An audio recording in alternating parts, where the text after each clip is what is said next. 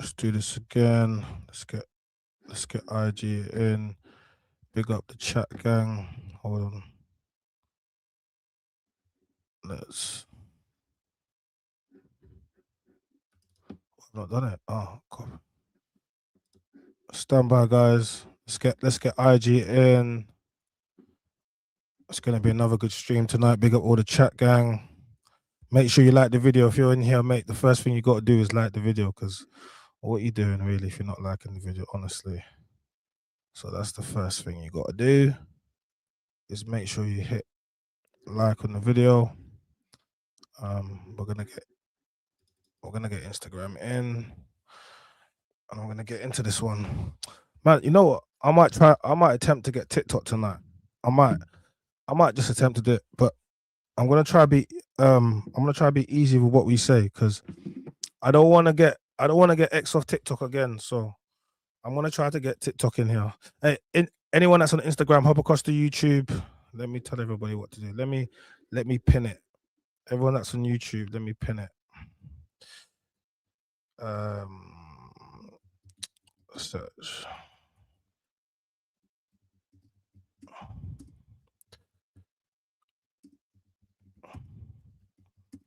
Bio to watch full stream. All right, cool.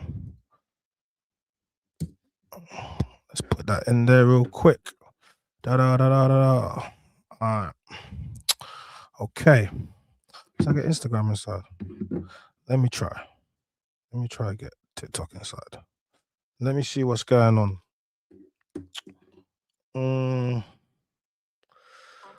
What phone should I use? Let's think about this, because it's gonna be a. Let's think about this. I haven't streamed on TikTok because they had me on one mad, I don't know, some crazy type of ban thing. And then I didn't want to, after they banned me, I didn't want to risk losing my account. So I just didn't go on TikTok for the longest time. But I think these streams are okay. I don't feel safe. I don't feel as if these streams is any reason why it would get flagged. So I think we'll be okay. To be honest with you, I think we might be okay. So I think we'll be okay. Oh, you can Instagram. You can put links now in there. Okay, that's good. That is good. You can put the links in there now. So I put the link in there. All right, cool. That makes it easy for people as well. I think that's good. All right, so we sorted that out. Let's get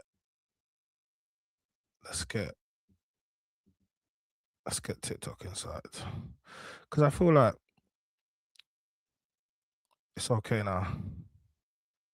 I truly feel like it's okay now. Honestly, I do. So while we get, I'm even downloading TikTok. I thought it was logged into my phone while I'm sorting out the tech. Yeah, so we're just gonna carry on following the Jason Arday RIP story, because it really is only kind of started, to be honest with you. He sadly lost his life on the 14th. And what day is today? Today's the 20th. So just over 7 days ago. And to be honest with you, the media reaction to it in the lead up to it, I spoke about it yesterday, and I said why I specifically didn't cover it. I said all the reasons why. We looked at some of the people that did. Obviously, Elaine the Pain was getting a severe amount of backlash over it. And I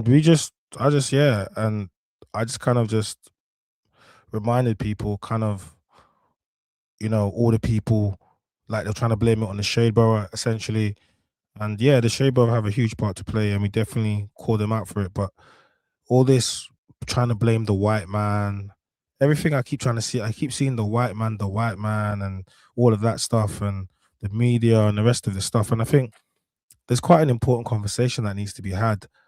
And I'm the man them's voice. I'm actually the people's voice. They keep telling me I need to call myself the people's voice. What are you guys saying? Ginger's on me. He's like, yo, you're the people's voice. I am more than the man them's voice, to be honest with you, because I'm the girls' own voice. I'm the family voice. But um, so it's a bit of a weird one, all right. And the reason why I say it's the reason why I say it's a bit of a weird one is because in the lead up, you know, the amount of coverage, but it wasn't just right wing, white media, mainstream media, whatever you want to call it, whatever you guys were calling it. It wasn't; those weren't really the people that. Yeah, of course they're gonna do their thing, but I always raised that they was gonna do that thing. I think a lot of this new generation, black people, whatever you want to call it, I just I think you guys have drank the Kool-Aid. I think I don't know what generation you come from, your parents come from, but I think they've made you think that you actually, like, you're British, innit, obviously, but they've made you believe that you're actually the same as other people, like natives, if you want to call it that. They've made you believe that. You're so you've drank the Kool-Aid, and they've made you believe that anyone that's on Instagram, well, streaming on YouTube, the links there. Um, so you've drank the Kool-Aid. So you believe it's like when black people complain about racism, or they're like, "Oh, they're racist." I get so I I honestly think, what do you don't believe racism exists? Why would you be surprised that people are racist? Like, I'm not telling you have to walk around with a chip on your shoulder and be like, "Oh, scared of people." No, I'm telling you, why are you surprised when people are racist? Who told you that people weren't racist? Who told you that? Because whoever told you that, I'm going to tell you, people are, of course, people are racist. What's wrong with you? Of course, people are racist. It's just that we're in a different time now where you can't say certain things or be certain ways, else it comes at a cost. But of course, people are racist. And if you're a black person and you're growing up and you're you're trying to believe that things are supposed to be fair because you were born in England. So you believe, no, I'm going to tell you, I'm not telling you you can't do anything that you want to do. I haven't said that. You could be anything you want to be, and you can do anything you want to do. But I'm going to tell you, there's going to be racism, and there's going to be prejudice, and there's going to be all manner of things in all levels. It doesn't matter where you go. But it's going to be how you handle that. So, for example, let me use football as an example, England players. Let me use that. Um, we all know how this goes. All right. When you're playing well, they're gonna clap and praise for you, take pictures, and still put Harry Kane on the front instead of the man them. But they're gonna still clap and they'll find a reason. But when it goes bad, they're gonna start throwing banana peels on the pitch and doing monkey chants. Now, the same people that were clapping for you in the previous game when you performed extremely well now are the same people that are going to be doing all these things when you miss a penalty. Now you're trying to ask yourself, why is that? This is how it goes. See, if someone is going to be racist towards you and call you the N word, you have a you are protected, right? If they go and do that, especially in a work setting or whatever type of setting they are, that is something that they can go to prison for. That is something that you can sue them for. That is something that you can get justice for, right? That's overt racism. Cool. It's you know, it's quite rare you are going to get complete overt racism where someone's going to just call you the N word or do something like that. When people tend to do that, they tend to be drunk. They don't tend to be completely coherent. Do you understand? It's not making an excuse, but people are less likely to do that when they're completely sober or something. All right. The truth or there inhibitions go, or their true feelings come out when they start asking you weird questions when they've had a few drinks. All right, cool. That's the racism. But the majority of the racism you will face in this country, it's going to be covert racism. For example, just because someone is racist or prejudiced or doesn't necessarily think much of you does not mean they won't hire you for a position. Understand this. It does not mean they won't hire you for a position, especially when they had DI initiatives and all the rest of it. But even prior to that, they're still going to hire you. Now, here's where it starts. So you get hired for a job. And how can a man that's racist hire a black man? Of course, because you've got the job. Now, once you get the job, all right, there may be scenarios where now, you've been there for a while. They're microaggressions. Now, people always talk about microaggressions. It tends to be more women that talk about microaggressions. Men don't really say, oh, I went there was microaggression. Do you understand? But women tend to talk about microaggressions in the workplace, things they will say, innuendos, whether it's about their hair, whether it's about skin, whether it's about food. Like, they will just say things, right? Cool. That there still is not enough, all right? But it makes you feel a type of way. You might be working at a company for a long time. You work extremely hard. Someone comes after you, and then a promotion that which is probably certain to be yours, all of a sudden now they get it. Now, how can someone be racist if they hire you? How can someone be prejudiced if they've hired you? But now they've hired you, but you're not going anywhere. So you can't ever call this person out and say, oh, because how can they? They've got you there, whatever. This will be based upon something else. And another thing is there's always going to be the token black guy in a position. Whereas you could, how can I be all these things you say? Look, Nigel's over there working. He's fine with it all. How can I be all of these things that you say?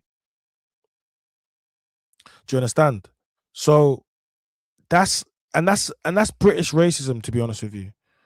Like, when England and Britain, they have a Disney look on colonialism and the British Empire. They like to tell you in a way that appeases them and it makes them feel good about themselves. They don't want to feel as if anything they've done has resulted in all the things that's resulted in. And they'll always be like, "Who was the first people to abolish it?" Okay, cool. But that's the type of racism. And if you can get the overt way, then you should be lucky. You can get paid for that. But majority of people are gonna get that, gonna get the other thing. So we're gonna be talking about Nathan Cofnas, right? And he was the academic that led, I would say, spearheaded the investigation into the late James Arday, who was also a lecture professor. And I'll be honest with you, I didn't know all the things that he had done until I looked. I was like, "What? 2012, he was running with the flame in 2012."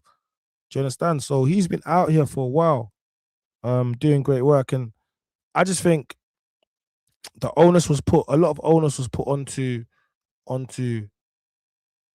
the right wing media, onto all these other people, but there was less accountability put on the community. For example, before I get into this, I want to just say this.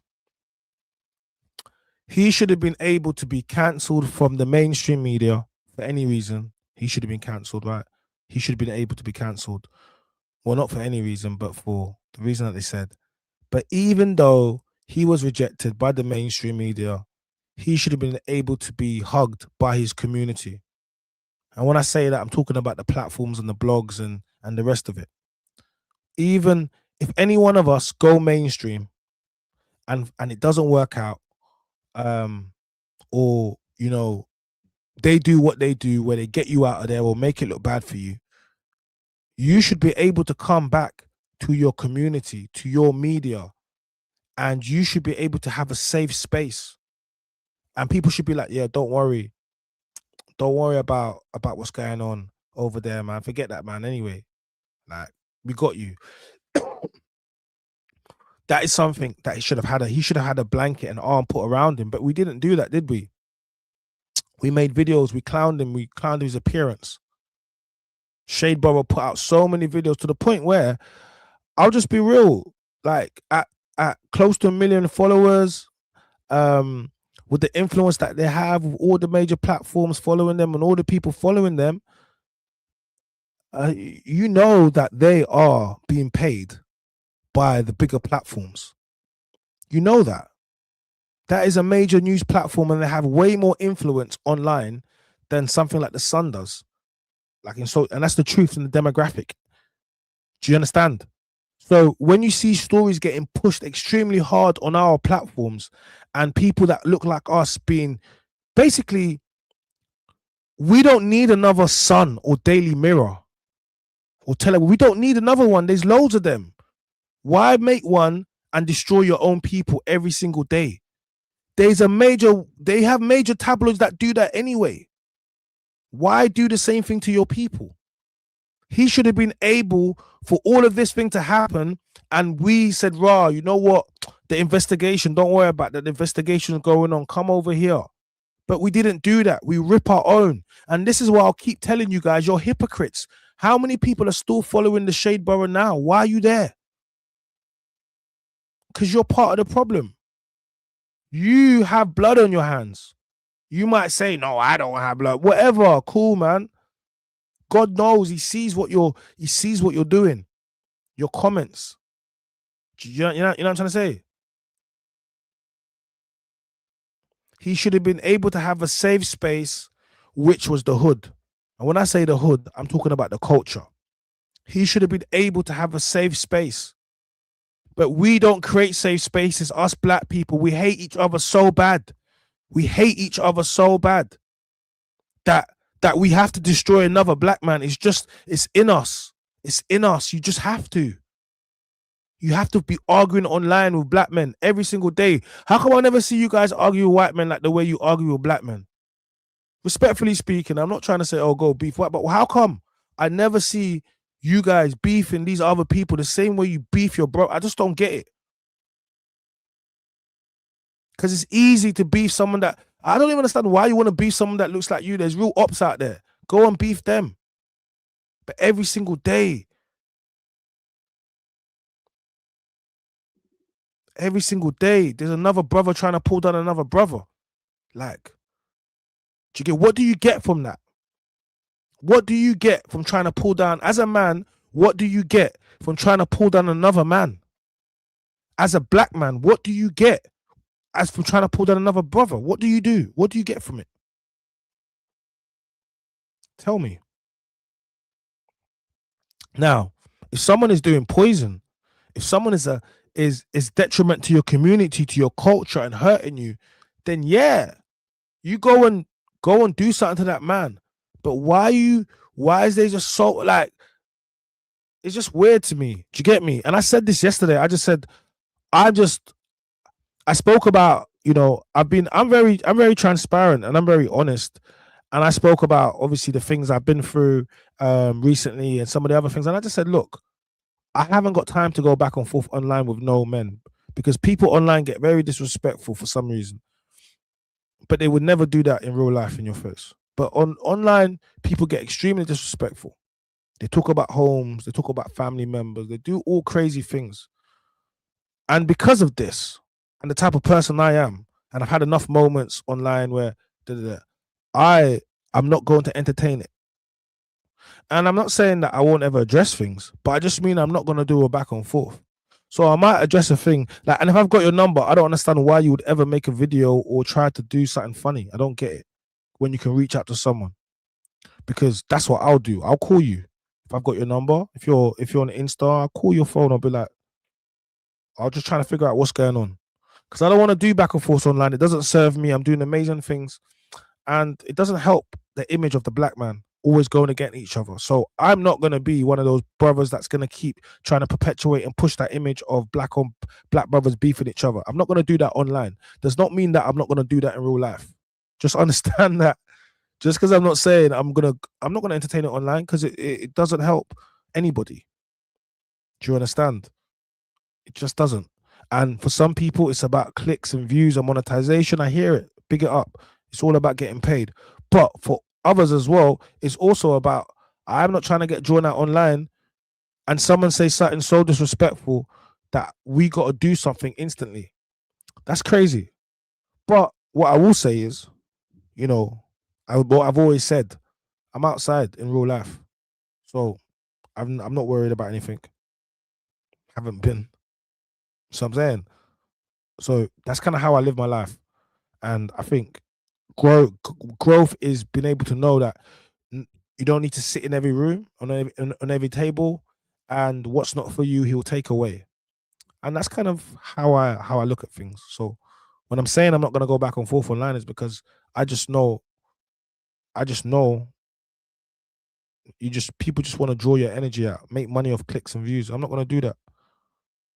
So I'm saying it doesn't. And there's no one online that's scary. No one is scary online because you're online. Do you understand? Like, so you can't scare no one for a computer screen. I promise you that. Do you get me? Like, no one's touching anybody. Because I would have hoped by now someone would have crashed out. I mean, I'm quite disappointed. Honestly, I'm so disappointed. But I would hope by now someone would have crashed out and shown us a great show. Hopefully, I'm going to see one soon. Because with all this bravado and talk, I can't believe no one ain't crashed out. Do you get me? I'm quite disappointed in the bad man. Because after all of this talk, I can't believe ain't no one crashed out. Do you understand? I just can't believe it. So then it leads me to believe it's about entertainment. It leads me to believe it's about monetization. It leads me to believe it's about everything else but being bad and doing anything bad in real life. Because if it was so, something would have dropped, something would have bled back, something, but nothing. Just, so I'm saying. So that's why I'm not entertaining it, because it's a clown show. And when you entertain clowns, you do what? You become a part of the circus. So I'm saying. And I don't even like clowns or balloons. So what am I doing playing with clowns and balloons? What you take me for? Hey, listen. Oh, wait, hold on. Let me try. Let me get let me do this. Let me get let me get thing inside, and then we're gonna really do this. I'm feeling good. I'm feeling good. Pick up all the chat gang though. Hit the like button. Let's get it. Share the stream. Let's. I said that because I was banned from TikTok. I think I'm back now. I think I'm back now because I was banned from TikTok. I think I'm. I, I think I'm back now. Um, ask not to track. What do you mean? I think I'm back. Okay, my account's not on thing no more. So that means I think I can. Wait, can I still stream? Yeah, allow. Why is TikTok treating me like I ain't never streamed on here for time? Ah, wait. TikTok's treating me like I'm a new. What's it doing? Live. Yeah. Oh, they changed. Okay. Select from library. Allow. It's got me starting from square one. Okay. Oh, okay. Oh, I'm coming back in there. All right.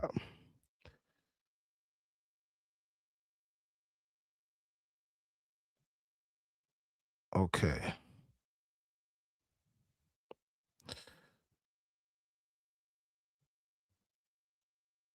Okay. All right. This is good. I think we're cooking up now. Honestly, uh, I think we're cooking up now. We're getting closer. Big up the chat gang, because I'm gonna get the streaming. We are gonna get the streaming. But I wanted to test TikTok because I was banned for, like, you know what it is. I was on my last warning, and they said, "Oh, if you do anything, you're gonna lose your account." So I just said to myself, you know what? It's not that bad. It's not that deep. I don't need to have a conversation. Like, it's not. I was like, it's not that bad. I don't need to. Oh, I just lost it. Fuck's it. It's not that bad. It's not that bad. It's not that deep. So I've got that. Then I got to do this. Um, just stand by, man.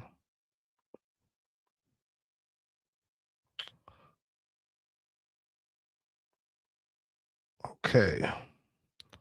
Uh, I look up and everyone disappears. I'm sorry. I'm sorry. I'm taking long for you guys, man. But I was really trying to. That's what I'm saying. I was really trying to get it patting it up, man. Allow me, man. It's been a while. You know what I'm saying. Let me move.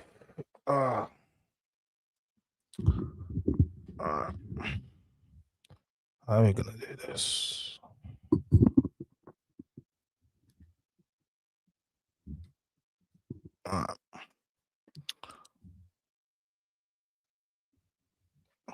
Okay, cool. Right, let's get these people in. All right, all right, we're gonna do this. Go on.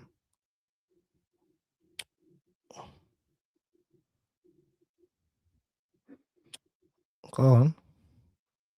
Take away that. What's it doing?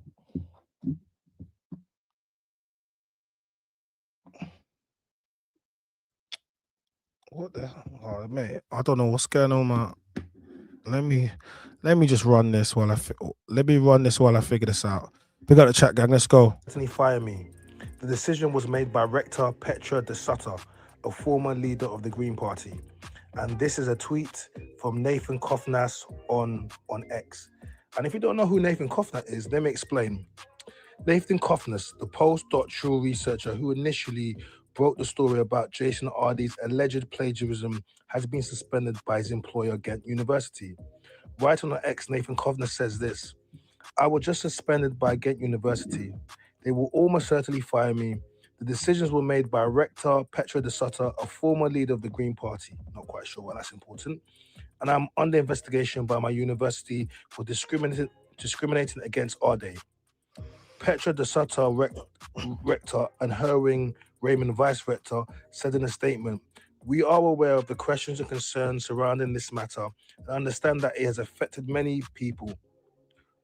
Ghent University has decided to take appropriate action within its powers and applicable framework.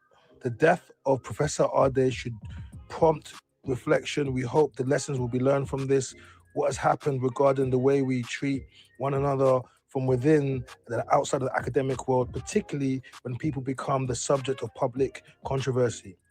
Cofnas is a self-described race realist. In February 2024, he published a post on Substack in which he claimed that race is linked to the intelligent, that without DEI initiatives, there will be no Black academics at Harvard, and that a colorblind system.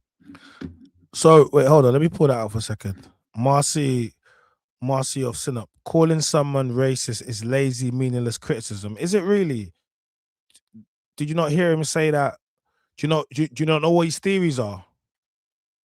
Did you not just hear it? What they were just saying? Did you not see it? The theories? Would you like me to read them out for you? Maybe, because you said it. Let's look at racism. Do you agree with what? Let's look if you agree with what he's saying. I need to know if you agree with what he's saying. That's also a way for us to kind of gauge. Let's gauge. Because you said calling someone racist is lazy, meaningless, and criticism. That's what you said. Is that what you said? Black people would. Cofnas is a self-described race realist. In February 2024, he published a post on Substack in which he claimed that race is linked to intelligence and that without DEI initiatives, diversity and inclusion, that's for everyone else, there would be no Black academics at Harvard, and that under a colorblind system, Black people would disappear from almost high-profile positions outside of sports and entertainment. So what do you believe about that? He's saying that Black people, they're only good in sports and entertainment. And if you did a colorblind system, there would be no Black academics in any institution, Harvard or Cambridge. How do you feel about what you just said? We'll gauge that. Do you believe that intelligence is linked to race? Let's do that. How about we do that? That's a start.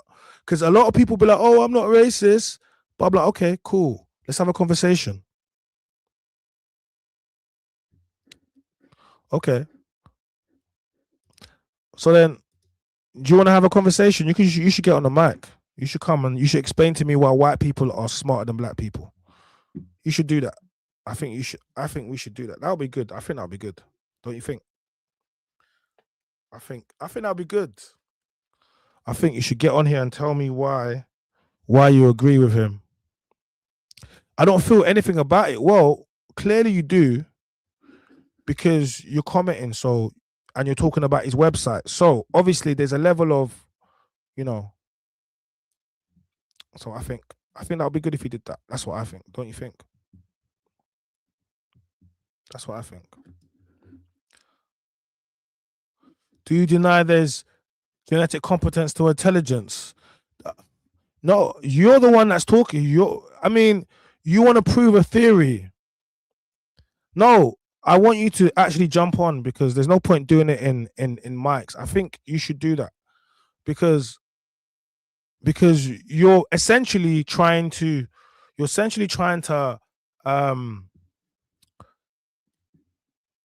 if you want to support his research, his work, that's fine. Like, everyone's entitled to do whatever they want to go and do, if that's what you want to go and do.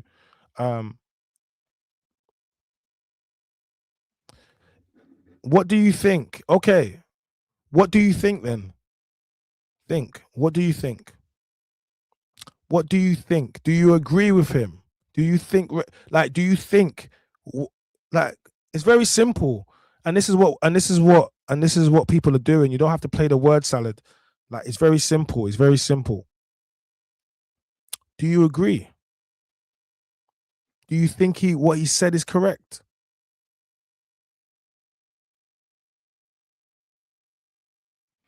I want you to know. You're saying, do you deny there's genetic competence to intelligence? That's not what he's talking about. Genetically, people, yes, can come from, but that's not what he's talking about. Is it linked to race? And if you put it into a blind color system, then black people will not be in there. That's what BOK people wouldn't be saying. So that's what he's saying. So that's what he's saying. Do you understand? So yeah, anyone that's on TikTok or streaming on YouTube, I got banned for the longest time. I really did. I got banned. I got banned, and then so we're streaming on YouTube. We're speaking about, obviously, RIP Jason Arday. We stream and reacted to look at some of the things that was going on, and now this is what we're doing. So yeah. All right, cool.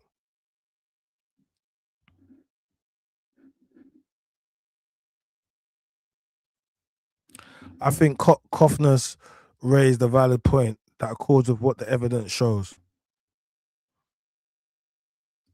He says, have you read Cofnas' work? Why would I read someone's work to tell me that white people are smarter than black people? Why would I do that? When nothing shows that. Nothing. Why would I do that?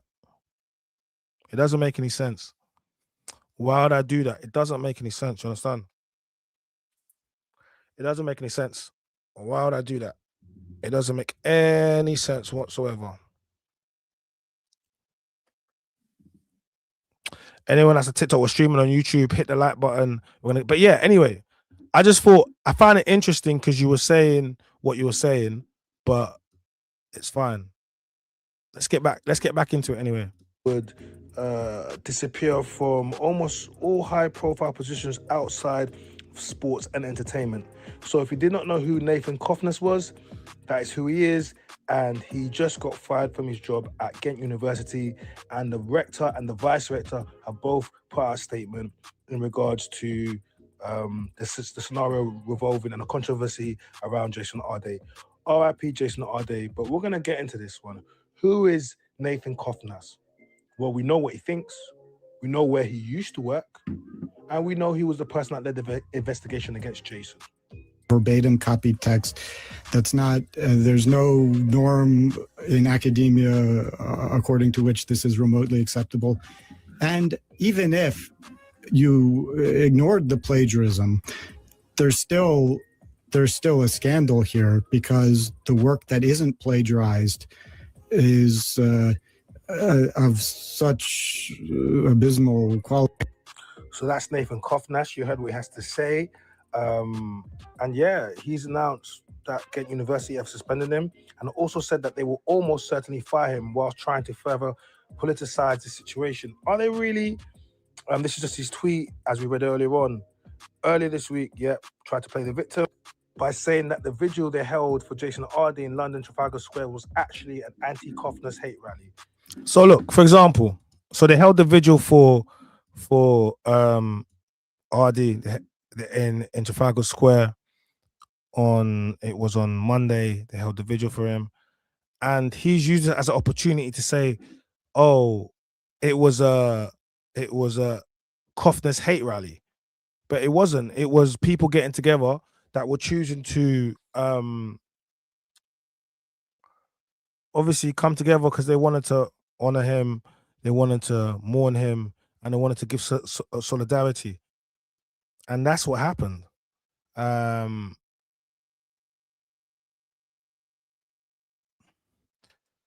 I don't know, man. When you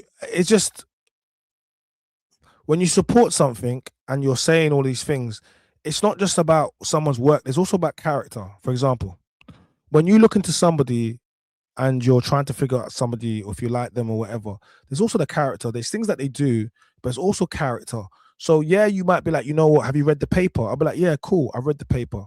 Or you read the paper. Yes, you might have some points if you do that. But then when you look at everything else, then it starts to build a picture. It's not just the paper. It's not just the paper. It's not just the paper. So why would I do that? Why would I? No, but I'm not going to read it though. I'm not going to read it. So you could say I'm basing it. Yes, I'm going to base it off. I'm going to base it off what he said. I'm going to base it off what he said and what he's put out there. Of course I'm going to do that. Why would I not?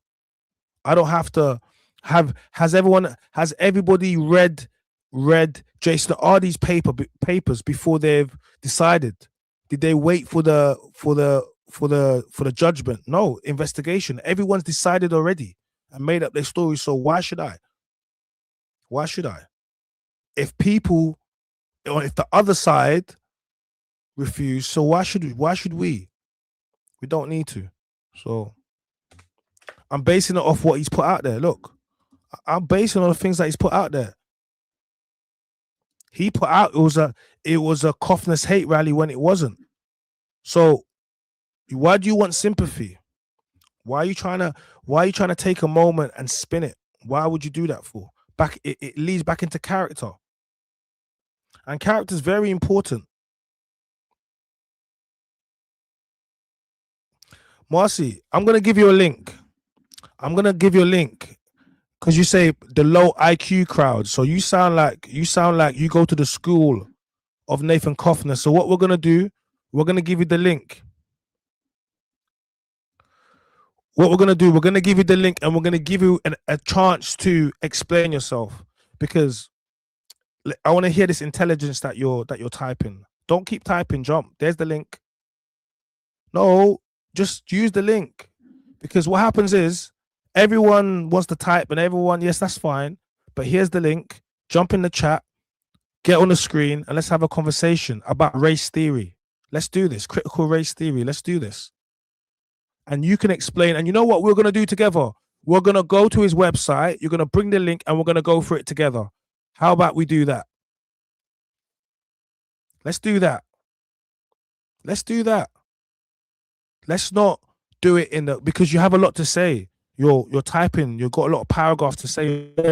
So save that. There's the link. Put your camera on. Jump on. Let's go through the website together. You put the link to the website. I'm going to go through everything, and then you can point out what you want to show me and explain to me why white people are smarter than black people. Hey, TikTok, can we hit the like buttons? We need to get the lights up, TikTok. We need to get the lights up. Sorry, we're streaming on YouTube.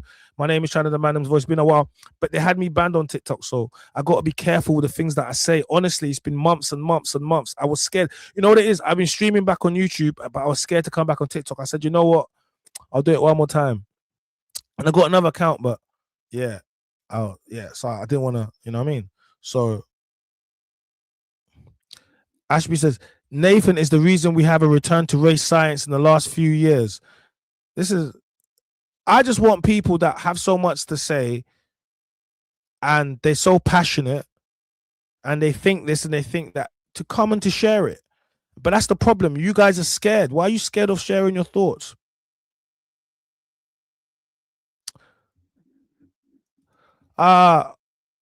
Okay. Yeah. Oh, okay. But you don't stand on what you believe and you're a coward.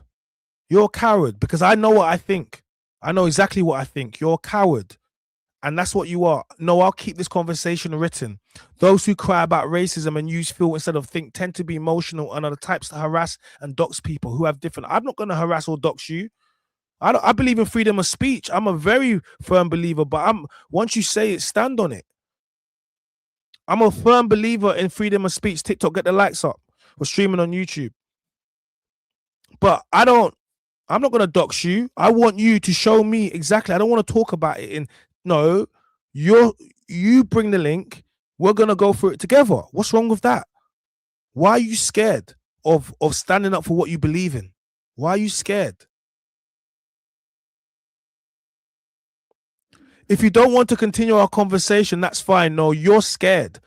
I'm just, you had a lot to write. You was writing paragraphs by yourself. Now I've given you the show and I've said to you, you've said to me, you haven't looked at his website. I'm like, okay, show me it. And all of a sudden, I don't want to have a conversation. No, I'm fully having a conversation with you. You're just choosing because you're scared. A lot of you guys have a lot of things to say, but you're scared. No, you're not standing up what you believe in. No, there's no need to speak. No, because that's not intelligence. That's not intelligence. Intelligence is us having a conversation between each other. And you can ask me things and I can ask you things directly. It's not you typing away there, chat GPT or whatever you're doing. No, we need to have a conversation. But that's why we don't take people like you seriously. So no, and that's why I won't go and use my precious time to go and look why you're telling me why white people are smarter than black people. Are you mad? Because you won't even stand on it. And now you're just typing bear. I haven't insulted you. But you are. I'm telling you, a coward. That's not an insult. That is a judgment of your character. And remember, I told you character is very important. It's a judgment of your character because you're writing, you're typing. You have all of these things to say about why, but you just won't show me. I want you to show me and explain to me, but you want to type. So you represent those people we're talking about. That's what I'm saying. You expose yourself by your actions. You think you have to say something racist in order to this is what I'm trying to say. Guys, remember they missed the earlier part when I said overt and covert. You get hired for a job, but you won't be able to understand why you don't get the promotion or do certain things. It's because of behaviors like this. Because people feel a certain way, they think certain things, but they don't want people to really know. So they'll hide behind accounts and hide behind things and go into little rooms and they'll say whatever. And these people have black friends. They work with black people. Some of them might even have black family. So these people don't want people to really know what they think. That's why. But, you know. Well, I gave you enough time now, so I'm not going to give you no more time. Big up Tydon. I was streaming on YouTube. If you want to pop across, we're streaming on YouTube. Now we're reacting to the Jason Arday, the guy that Nathan Cofnas, the guy that was, instrumental in pushing for investigation against him, has now been suspended from Ghent University in Belgium, and they put out a statement. So we're just reacting to that. Let's get back into it. Which it really was not. How Cambridge treated Nathan Cofnas. Let's have a read of this. In early October 2025, Cambridge dismissed all 58 student complaints against philosopher Nathan Cofnas.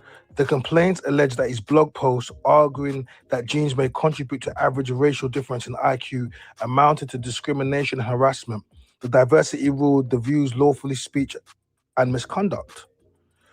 Okay, so that's what he thought when he started self-snitching. Cofnas' offense was a blog post. He takes race realism as a working assumption and argues that durable oppositions to DEI requires breaking the taboo on heterodism. The contested claim that genes contribute to average group difference in traits like measured IQ. He's sounding very Nazi Germany here. In this flat earthism, as one Cambridge director claimed, asked to rate their confidence in genetic explains a non-trivial share of race difference in IQ. 470 psychology professors gave answers, speaking the whole skill, staging 29-1A contested questions, and not a discredited one. Students plaster flyers with Cofnas' face across campus and march chanting Nathan Cofnas has to go. In our undergraduate group chat, students openly proposed ambushing him in ski masks and beating him.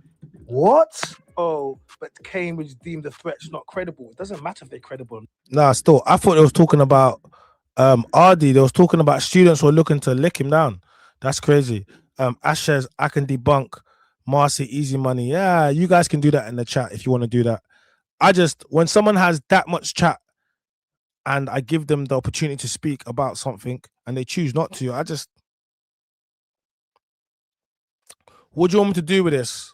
When someone has that much chat, YouTube, listen, when someone has that much chat, what do you want me to do with this? Honestly, but we're going to carry on though, innit? We're going to carry on. No. There was a WhatsApp group chat of students talking about beating up Jason Arday. Emmanuel College terminated its association with him, concluding that his blog amounted to a rejection of diversity, equality, inclusion policies, and so challenged the college's core values. At Emmanuel, free expression evidently stops at criticizing DEI. All right. Then the regulatory ground shifted. The Higher Education Freedom of Speech Act and the regulatory's guidance made it explicitly expressing views some consider discriminatory does not by itself mean a person will discriminate. Against that backdrop, the outcome was almost inevitable. Academic freedom matters most when the work is controversial or liable to offend. The dismissal of the complaints now stands as a precedent. The discussion is protected speech. The act came too late for Cofnas, but the next Herrick may be luckier. Cofnas, the David, I'm a David, but this is a real David, a hero who brought down the monster of DEI at Cambridge. The hero that brought down the monster that's DEI at Cambridge. Listen to how he's talking. And this is David Starkey, the man who was removed from his role at Cambridge in 2020 for saying that slavery was not genocide because so many damn blacks had survived. Talking about vengeance with Nathan Cofnas, the man who incited a pile-up leading to the death of Jason Arday. So could you imagine this guy was a professor? He was a lecturer, wherever he was, and he got fired for essentially saying that, slavery wasn't that bad. Because you know, it wasn't genocide. So many damn blacks survived. Imagine we said, the Holocaust wasn't the Holocaust because so many Jews survived. You didn't exterminate all of them. You didn't kill all of them. It's not that bad. What would you guys be saying? So we have a lecturer that got fired, and he's talking about bringing down the monster that is DEI at Cambridge, right? And he got fired for saying that slavery was not that so bad because so many damn blacks had survived. So many blacks had survived. Slavery wasn't that bad. And this is what I'm saying.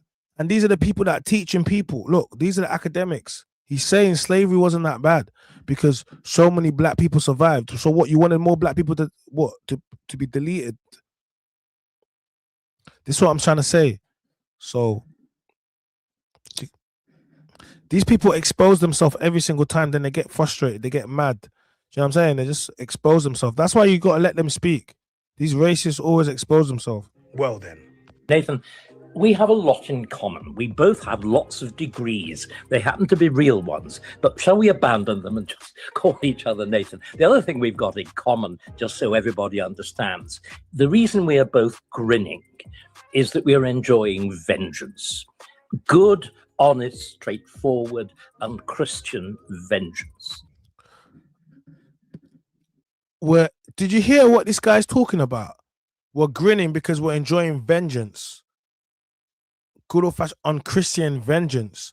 How is your lecturer at Cambridge talking like this?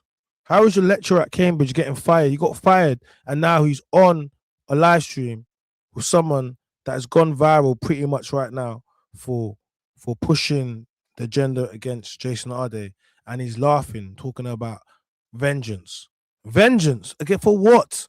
What did this guy do to you that you need to vengeance? But it's racism, and this is what I said to you guys. This is what they will hide. They will. This is the British way. This is the British way. Oh, we're not racist because da da da da. But yeah, it's not. If someone calls you the N-word, you're lucky. It's a protected characteristic. It's protected.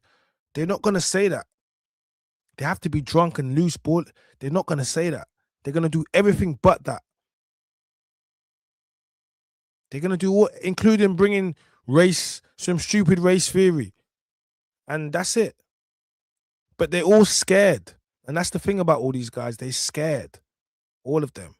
They're just scared. They're scared, and they're scared of black people because they know that, and that's the truth. And how are you scared of black people? How can you be scared of black people? Don't you think black people should be scared of you? BLK people, don't you think we should be scared of you? Seriously. Don't you think I can't believe anyone should be scared of us? Don't you think, if we look at history, don't you think we should be scared of you? Don't you think we should be scared of you? If we look at, don't you think we should be scared of you? We shouldn't trust you. If we're going to do this, historically speaking, don't you think we should be more scared of you? Don't you think that? If we judge history, we shouldn't trust you. How can we be scared of you? How can you be scared of us? You're not scared of us. How can you be scared of us? We used to protect you. We used to nurse your kids. You can't be no one's scared of a black nanny, a black woman. We used to breastfeed your kids. You didn't used to breastfeed ours. You didn't used to raise our kids. That's a new thing now. No, we was the one doing that. So what are you talking about? Of course you're not scared of us. How can you be? I'll tell you what they're scared of. The truth is this. What they are scared of is that we actually, let's say, F this and remember. And that guilt and that thing inside is what keeps it going. Because, you know, we invite you to the cookout. Everything's blessed. But the hatred keeps going. It keeps going because it's the guilt. That, oh, one day they might just. But if we look historically speaking, you're not scared of us. Why would you be? Why would you be? But we should be scared of you. We should. Anyone else on TikTok, hit the like button because, you know, because nationalism is a new religion. It is. These nationalists, like, listen, you're allowed to be a nationalist, a patriot, all of that stuff. You can. But a lot of you guys, your racism under nationalism and patriotism. That's the truth. It's just the truth. And if we get you off camera, if we get you with your friends, you're going to expose yourself. If you have a few drinks, you're going to expose yourself. That's it.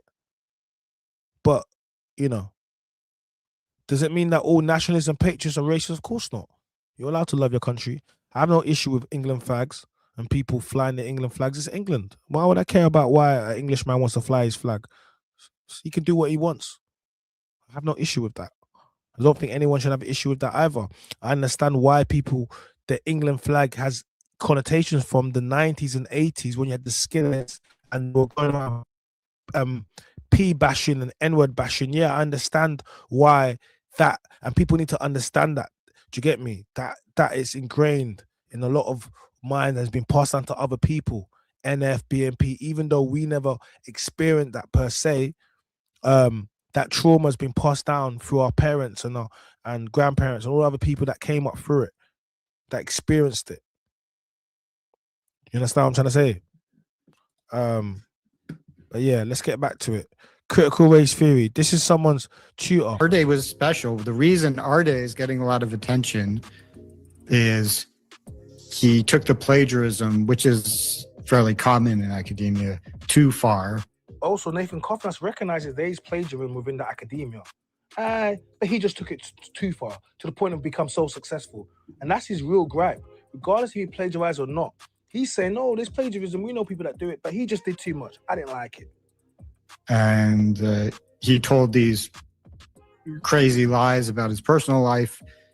And he had such an exalted position that the mismatch between the quality and the prestige was so enormous that there was a hook for a story. That was what was special about him. Not that he's a fraud, not that he's a worthless scholar. It's that there was a story. There was a basis for a news story that would capture people's attention. But, there are so many cases of people who are just like Arday, but, there isn't that kind of story potential. Well, maybe the lesson is this: what's happened if you don't give Cofnas a job, right? Yeah, you got your own ways to retaliate. What are you going to do, do you think? Are you going to finish your PhD? Or no, you've already finished it. You're just going to... No, I finished a long time ago, Yeah, so what are you going to do? Well, I have the job currently, and I'm still... No, you don't. You had a job. You did. You had a job, and now they fired you. Well, they suspended you. No, you had a job. You had a job. You had a job, and now you don't. And essentially, you was jealous of him. This is what it just comes down to. This is jealousy. He's just jealous. You was jealous, and he even talks about plagiarism. He knows they all plagiarize. They know they all do it. We picked up all the people that were doing it. They all plagiarize, but for some reason he was obsessed with him and had to destroy him because he had such a great life. The guy had such a great life, was doing so good. You had to destroy him. Could you imagine? The British white racists shouldn't be scared of black people at all. They ran the world for centuries. I don't think they're scared of us, but they're scared of the power lefties who possess white guilt. Okay, I understand that. They're scared of the lefties that will go and give the reparations and give black people too much power. Yeah, I could agree with that because, I could agree with that. I could agree with that. I could agree with that. Yeah. Because they're not scared of, how are you scared when you run the world for the longest time? Come on, man. When you get away with everything. When you can shoot a black guy and just get away with it. They're not scared of us. This is why I keep telling you guys. They're not scared of us. They just pretend. They're scared, you know what I'm saying? They're scared of you having power. And this is what I'm trying to say. Power corrupts. People don't like to switch the hand of power. Do you understand what I'm trying to say? People don't like to switch power. So if someone's got power, they don't want to see it. So they don't want to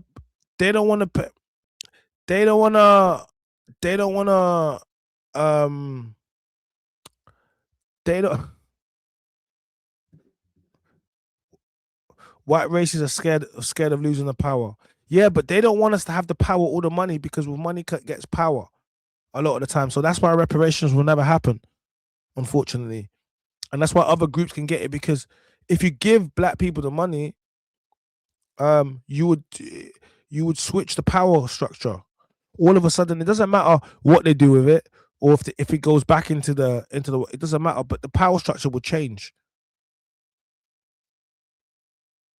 What's it said? It ain't no fun when the rabbit's got the gun, right?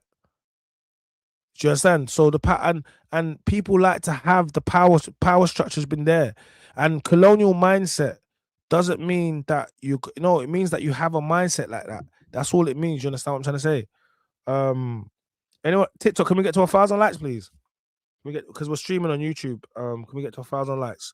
So yeah, they're scared of losing the power, and you know what? Like I said before, flags. I have no issue with the flags. Have no issue with none of these things. I have no issue with none of these things. Do you get me? Why would I have an issue? It's not my country. It's your country. I wouldn't have an issue with that.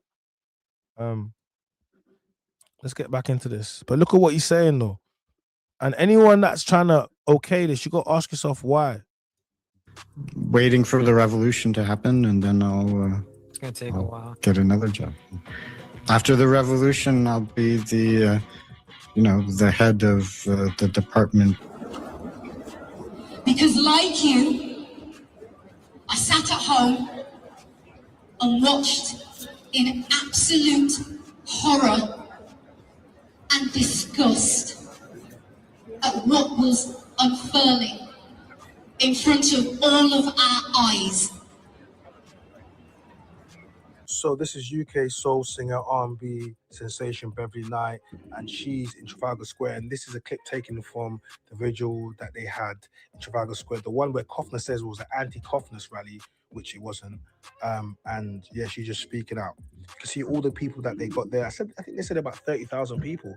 The whole square is completely full. I watched the destruction of a brilliant man for sport, ignited by jealousy and fueled by hatred. But when I look around now,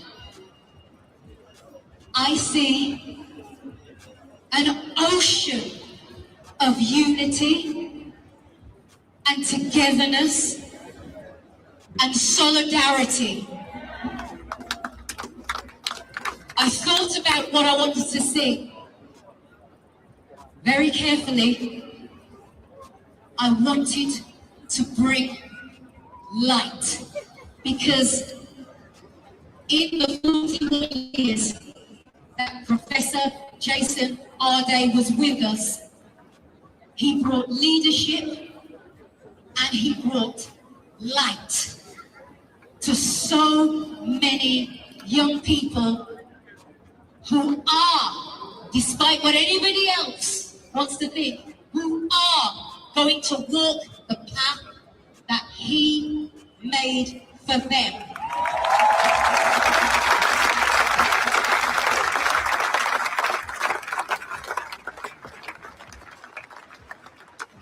Nathan Cofnas and anyone that thinks like him and that's in his positions of power in academia, we're not going to let you guys get away with it.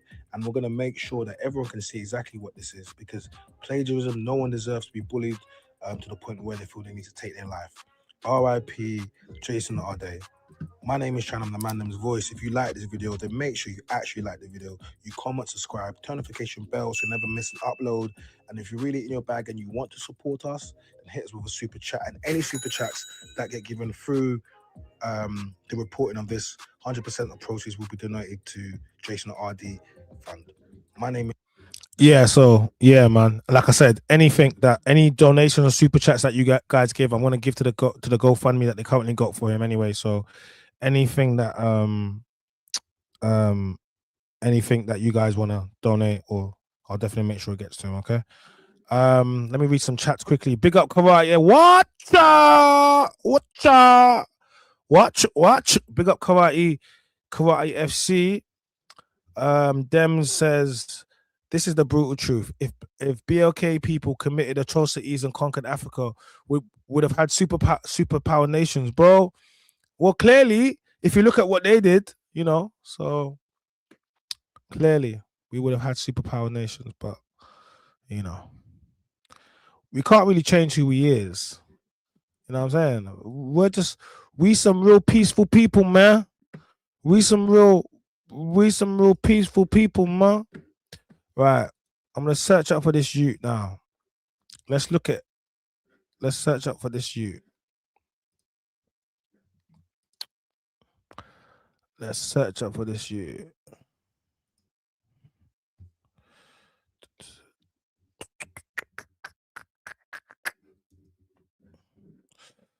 Okay. I searched his name up.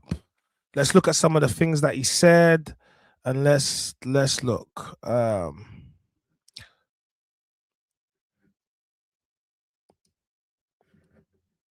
Jason Arday. Tell me the story from your point of view. how this unfolded. Jason Arday, a DEI hire, the youngest black full professor in the history of Cambridge University. Last year, it became widely known among faculty members at Cambridge that Jason Arday's backstory was totally fraudulent, that much of his work was plagiarized, that the work that wasn't plagiarized was of an absurdly low quality. These rumors, they were known to journalists. Arday hired a fearsome law firm specializing in defamation to intimidate the journalists into silence.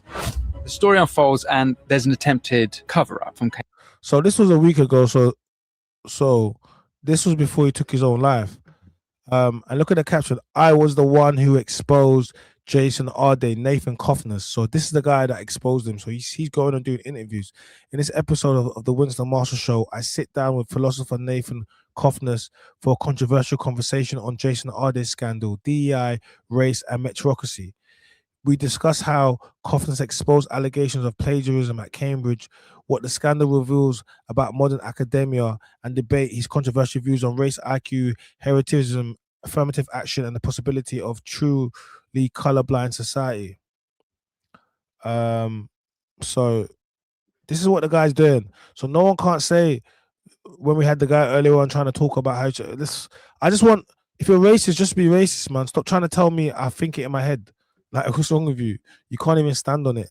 Cambridge. So Arday called the police on Dave Harris and Jack Grove, the journalist who was asking questions. Over time, more and more of these preposterous things have come out. I've actually compiled a list and I'm at 61. This is the most extreme case of plagiarism that has ever occurred in academia. So they want to make the black guy the face of plagiarism when we know they will be plagiarizing all the time. This is the most extreme case. Like, the most extreme case. Yeah, it was, because it ended in the man losing his life. So let's look at some more. So the first person to accuse Jason Arday of plagiarism was former Cambridge professor, dismissed over his racist views. He's still working in higher education, not currently now. Former Cambridge professor Jason Arday was found deleted after weeks of negative media coverage that his colleagues describe as a witch hunt. The media dogpile began with plagiarism allegations made by another professor who believes black people are not smart enough to be in high profile positions. Listen, just that in itself, the fact that the person that led it believes that, he critically believes that people of our skin color should not be in academic positions, and that is the person that led it. And you cannot tell me that is a conflict of interest. You cannot say to me, like, do you understand? It just, and at this point, it's in your face, and they taunting you,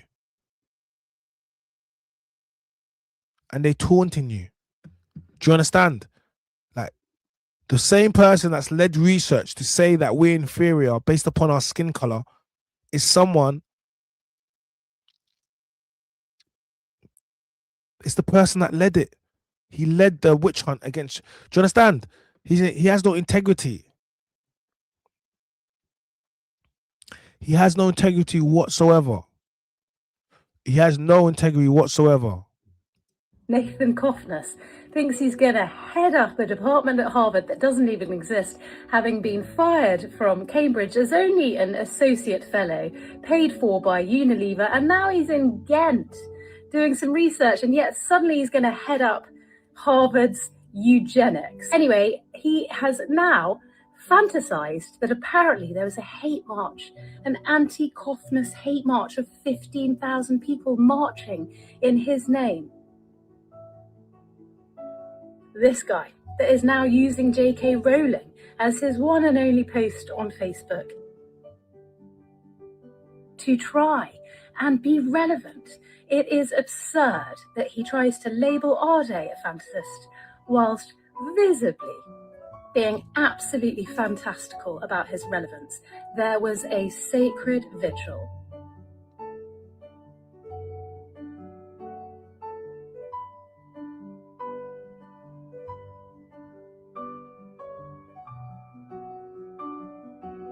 was unbelievably touching to watch. Not a hate march for you, Nathan Cofnas. Even when you think you're all alone, I'll be by your side. Hey, yes. I'll be right behind you. Keep on going in whichever way the wind is blowing. I will be there till the world stops turning. Baby, I will keep this fire burning up where nobody else is. Maybe not. I am on your side. Nathan Cofnas. Yeah, so let me read this, man. Big up Ash. And Africa didn't, because Africa had everything. Remember, you don't have to colonize when you have all the animals, you have all the minerals. Africa don't need to go to anywhere. Everyone has to come to Africa. Remember, Africa didn't have to go anywhere. We had gold. We have it all. You don't have it here, so you have to go other places to get it. That's why the empire had to go and get and conquer, because they didn't have it. Do you understand? So it's just what it is. Now he's a bum. He's just a bum, man. Eugenics been dead for 100 years, I know, and it's clear after Nathan Cofnas we need to bring back school bullying. And he didn't go to any of our schools because he would have got beat up. But sometimes that's why they move like this, because they did go to the school, like, and they did get beat up. Do you understand?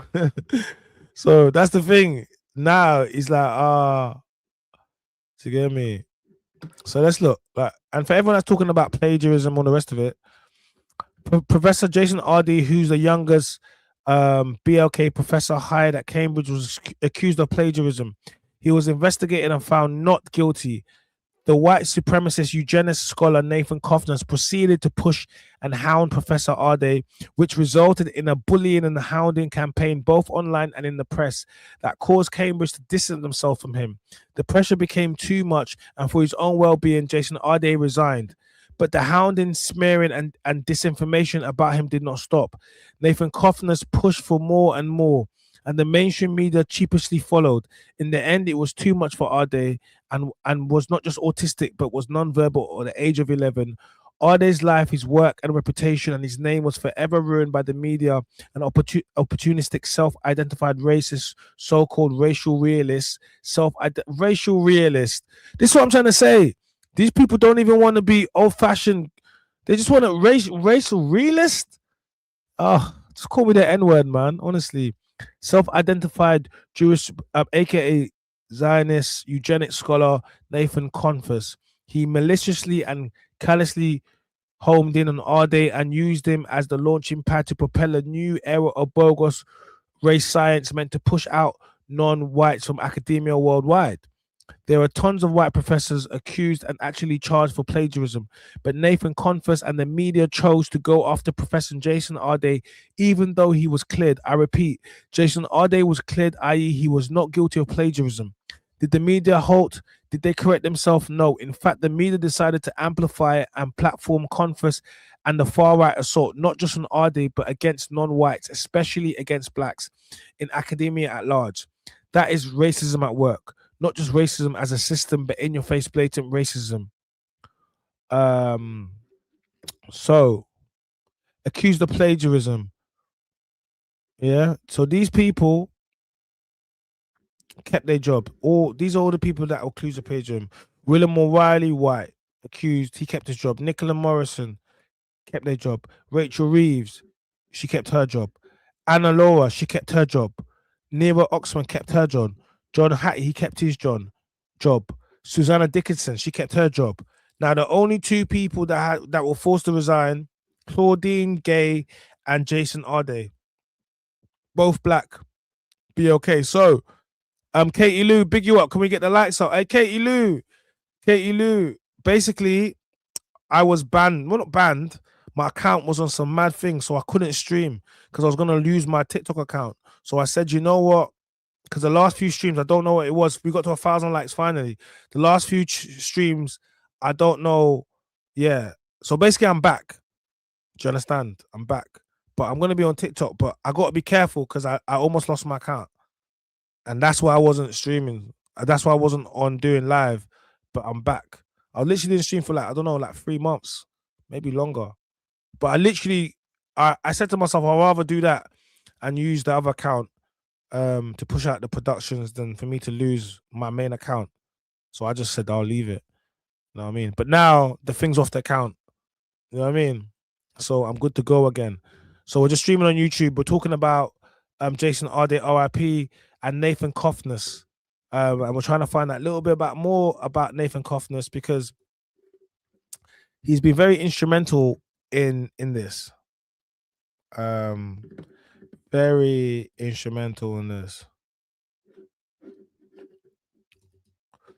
Let's read some more. Jason Arday's death has reopened a much bigger conversation about race, merit, and power in British society and academia.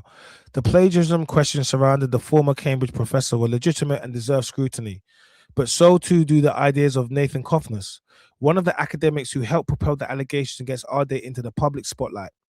Cofnas has publicly argued that in what considers a general meritocratic system, the number of black professors at institutions such as Harvard would approach 0%.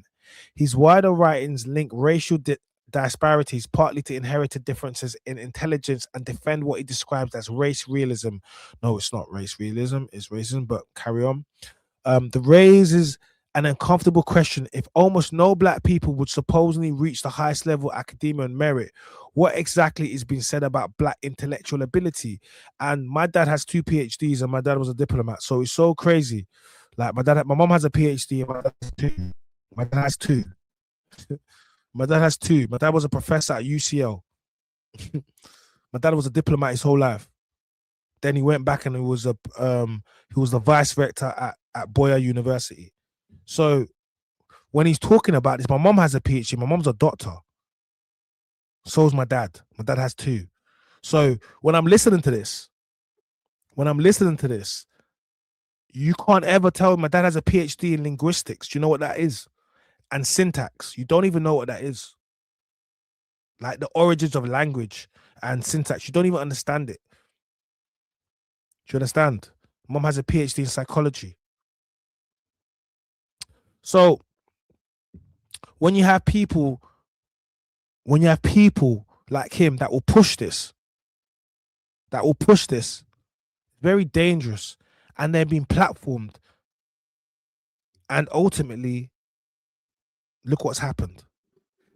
And for the people that for anyone that believes in this, you just say it for what it is. You want us to think it's everything but what it is, what it says on the tin. If I gotta look up if the sky is blue and I can see the sky is blue, TikTok, if I gotta look up and the sky is blue, and if I can see the sky is blue, then stop trying to tell me it's red because it's blue. Yeah, I know. I know my dad's a real bad man. My dad's a real bad man. He's not like a bad man, but academic man. Yeah, he's a bad boy, innit? He's a bad boy academic, you know. What you know about that? Black academics remain severely underrepresented at the highest levels of British universities, despite extensive evidence of educational attainment alongside persistent racial inequalities through the academic pipeline. So the question goes beyond Jason Arday and Nathan Cofnas. Why was the possibility that one black professor had not earned his place treated as a crisis of meritocracy, while the suggestion that scarcely any black people could earn such places at all was treated principally as a matter of free speech? Interesting. This is a conversation about Cambridge, about merit, about race, and ultimately about whether Britain means what it says about diversity. Of course it doesn't. You drank the Kool-Aid. You believe it. Of course it does not mean what it means about diversity. What's wrong with you? It's just a cool word, and it needs to be used right now. That's it. That's why as soon as they had the chance, they start talking about you know what I mean? Like, come on.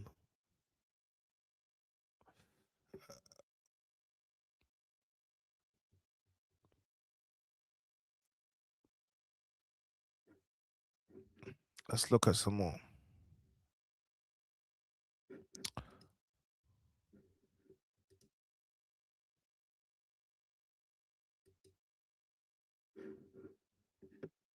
Nathan Cofnas was sacked from Cambridge for his piece, A Guide to the Hereditarian Revolution, where he argued white people were genetically predisposed to be more intelligent than black people. The evidence upon which he based his biological reality of race are the genetic overlaps within population clusters, the differences that happen when some people live in one place and other people live in another place. The only issue with basing your biological reality of race upon this research is that those same population discrepancies happen within the continent of Europe itself, between Eastern Europeans and Western Europeans, between Northern Europeans and Southern Europeans. And yet somehow this identical population discrepancy is nowhere in Nathan's work. If we are going purely by genetics for the basis of biological race, then Africa would be the most racially diverse continent on Earth. There is more genetic and phenotypical diversity in Africa between African people than in the rest of the world combined. The IQ test that Nathan Cofnas references as his basis for the difference in intelligence was developed in 1920s Jim Crow America.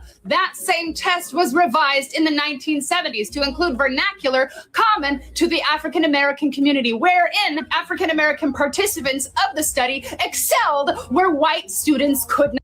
Listen, so we had that guy up in the chat, and he was basically racist straight up, but he was trying to push Nathan Cofnas's talking points, right? Talking about, have you read them? I'm like, why do I need to read them? Oh, but if you had them, no. So we invited him on to speak. He invited him on to speak. Yeah, we invited him on to speak, and he chose not to. He chose not to. Do you understand? He chose not to. And I don't understand, but he had paragraphs and paragraphs and paragraphs and paragraphs and paragraphs. But I just wanted you to come and explain and show me. Show me. You want to teach me, right? You want to teach me why you're smarter, white people are smarter than, yeah. You want to teach me that? Go on, show me. Why intelligence on the IQ? Show me. But you didn't want to show me. You wanted to type. That's what cowards do. I'm not a coward. And that's the problem with you guys. You don't want to stand on it. Nathan is a Mossad agent, I think. And it is the shortest and the tallest people come from Africa. Look, when you look at Africa, right? Africa has everything in there. Literally everything. That's why when you go down and you start looking at some of the, like the people in the sub-Sahara, look at them. Their eyes literally, they could be in Asia because we have the genetic code. We have everything. That's why you can get the darkest of dark, black, almost Sudanese black like midnight, and you're going to get the lightest of light, and it's still black. It's just not albino. Like, we have the code. This is why when you go to Africa, you see genuine people with blonde hair. My dad has green eyes. All the man them know. My dad has green eyes. My dad's like me. My dad has green eyes. Fully green eyes. That is not. It's not because we have. No, there's no. Like, we don't have any white people in our blood. We're from Africa, like Bantu. I'm talking right from the village and that. But it's because we have the genetic code for everything. So it's not because someone was mixed race or whatever, and then no, it's because we have the code.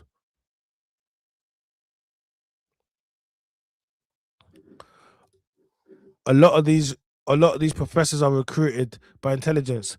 I'm here too. Don't worry. Why did you check? What do you mean you're here too? Look at that. Rough with. I'm here too. Don't worry. Big up. A lot of these professors are recruited by intelligence agencies. Calm down. You don't want to get my thing shut down. Man said you're talking too loud.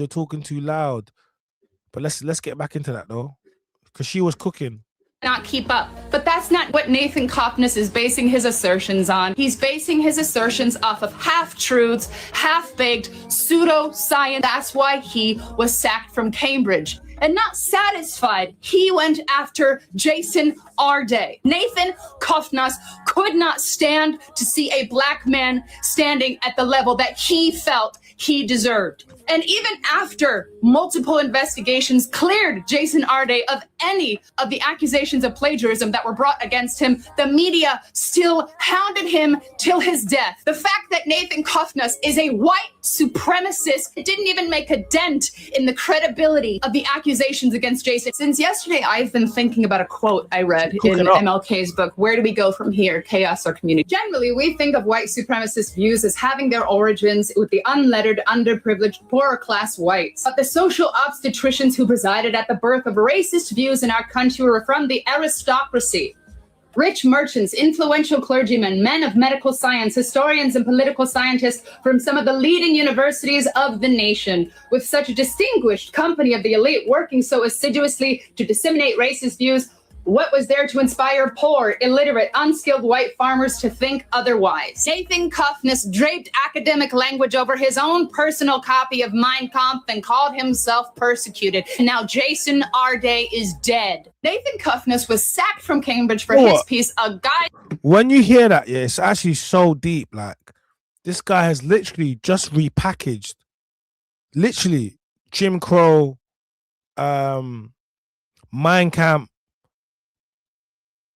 ideologies, repackaged them in a time where right-wing patriotism is at its all-time high worldwide, and he picked someone who would fit everything, was a weak person. When I say weak person in sense of autism and mindset, because you have to be weak to be broken down. He didn't pick a strong person that could fight back. And even after he resigned, they carried on going and going and going and going and going to the point where he's taken his life. That's a victory for them. He's done, like, he didn't care. He wanted him gone out of here anyway. He wanted him to get him out of here. Now he's fully gotten him out of here. That's a win by their standards. That's a win. He got you out of here completely. You're not even breathing anymore. That's a win by their standards.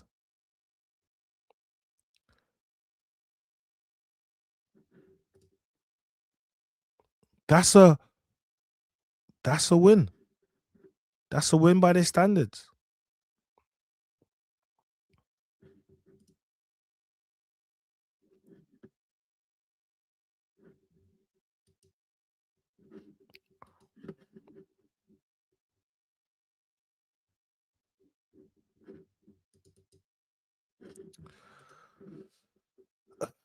Nathan Cofnas, the academic who brought, Ghent University, they didn't want the smoke.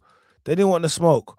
This isn't about plagiarism. It never was. This is about anti-blackness and anti-autism in academia. Who started the avalanche? Cambridge, The Guardian, and Eugenics Question. Look, I just want black people to stop acting like you don't know. Because you have drank the Kool-Aid, you believe them, and you are suffering because of it. It's time for you to remember who you are and remember who they are. And when I say remember who they are, remember what they've shown you historically and remember what we've shown them historically. So they can never be scared because they know. They knew when we destroy him, his own people do it, will finish it. They knew. You're trying to shift the blood onto their hands. When I saw black media, the Shade Borough, the bloggers, I saw all Elaine the Pain, I saw all the reactions, everything you guys did.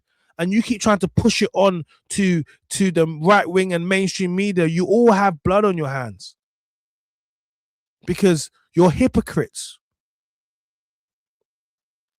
That's all it is. You're all hypocrites. And you hide behind your computer screens and comments and you watch people going back and forth. You're sitting in your home, doom scrolling, and you love it. And when something goes wrong, then you want to point your finger and yan. No, but you are part of the problem. You consume it. So don't think you're better. You all had a part to play. The coach had a part to play. He was supposed to have a safe space that when the mainstream media were doing this, he could have come to the hood, to the man them, to the culture, and they said, you know what, bro, don't worry about them, man. This is what they do. Don't worry, we got you. But there wasn't nowhere, was there? Instead, what was we doing? Making jokes about it, talking about his appearance. He has a wife and kids that he's not here for anymore. So don't try to virtue signal and don't try to point the finger at other people when you consume the content. You love it.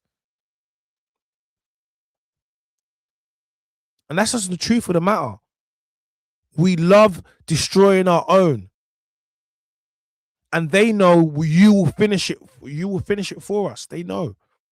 They know. They know. And you proved it. Once again, you proved it. We are reliable to destroy each other. We are reliable. We are reliable. We are reliable.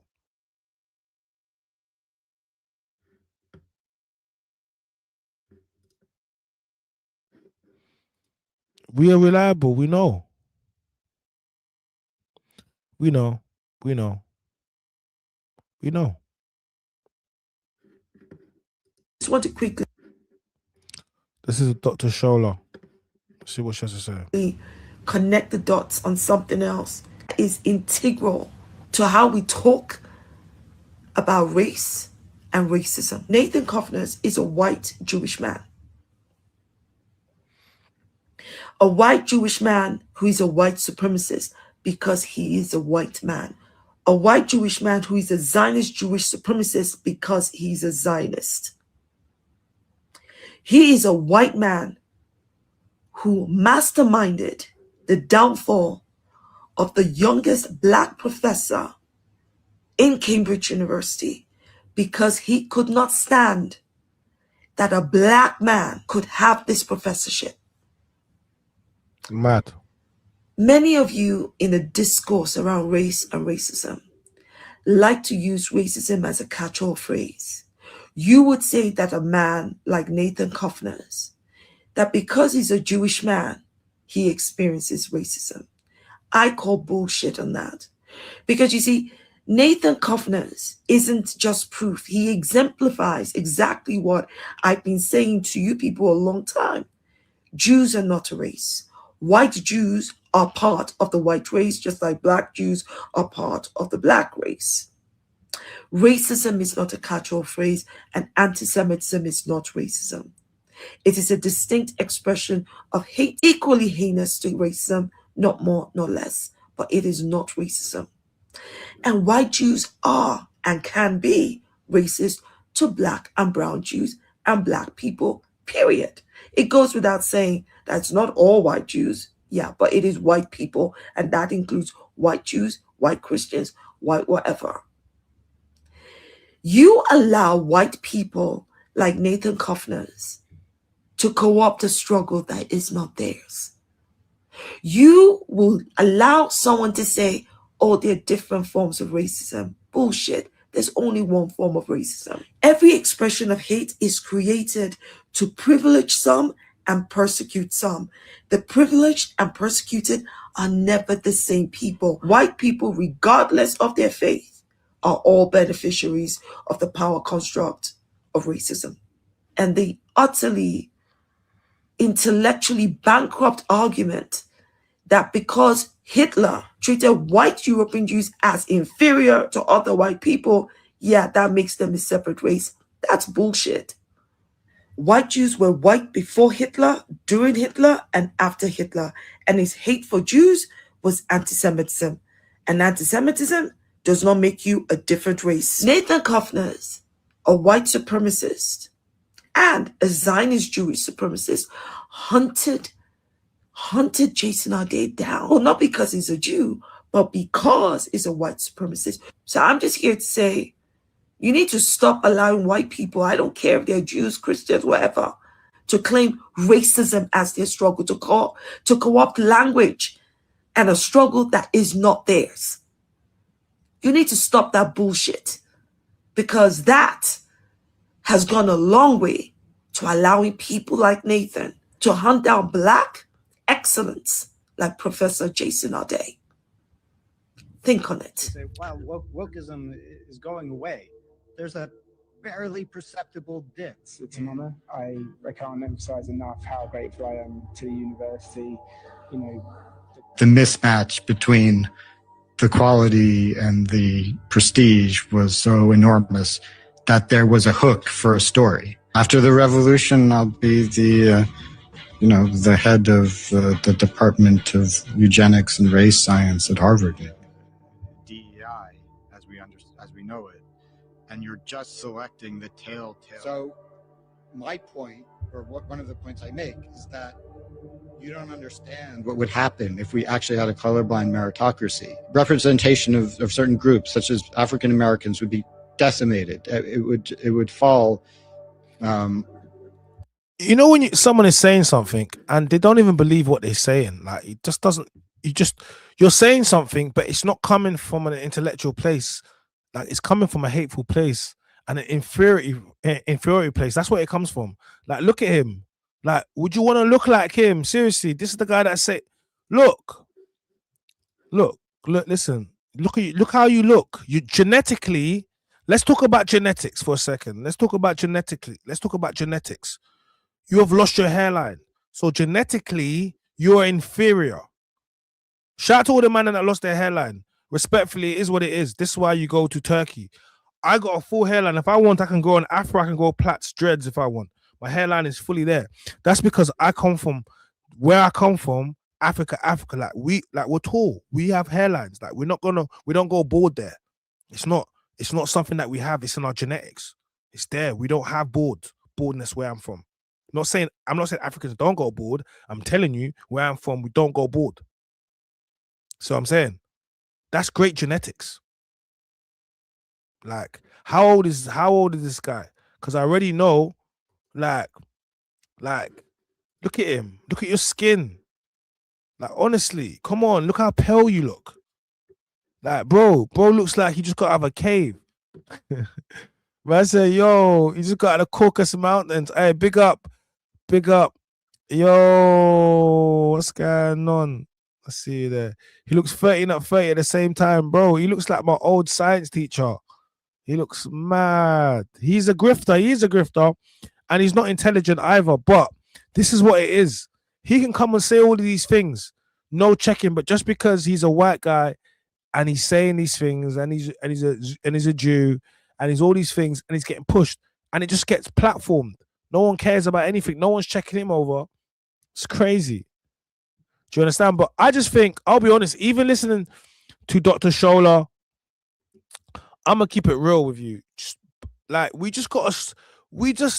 I'm tired of us begging. Like, I'm tired of us begging or trying to have people understand. Like, no, they don't got to understand. It is what it is. I'm just being real with you guys, man. I'm just honestly like, I'm really tired of it. We know what these people are like.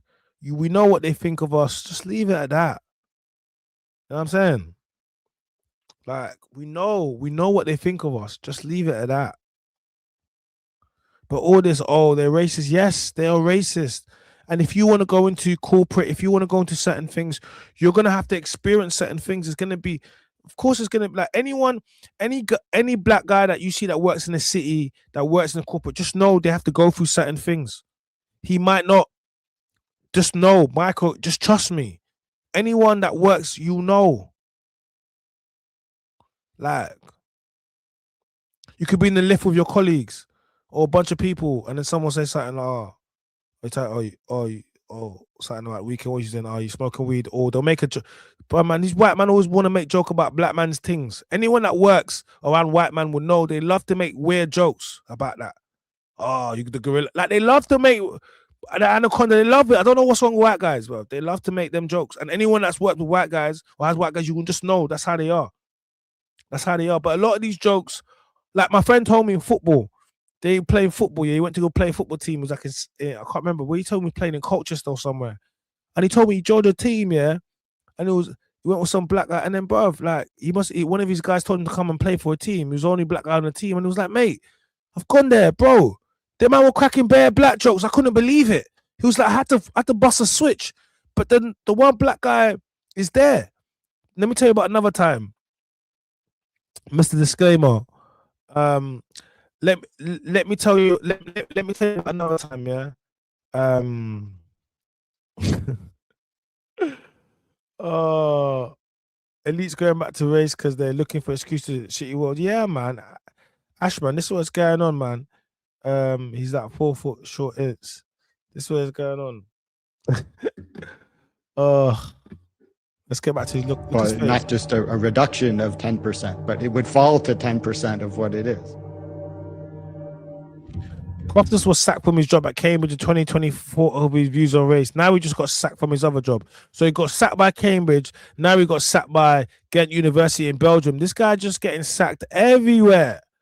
Guys, this guy's going to be unemployable. But guess what? The difference with him is when he gets sacked as unemployed, he's still going to get people that are going to support him. GoFundMe's all madness. Trust me, if he starts to GoFundMe, white people are going to support him. The Jews are going to support him. Tomorrow, if he starts to GoFundMe, he'll get 1 million in there. He'll be all right.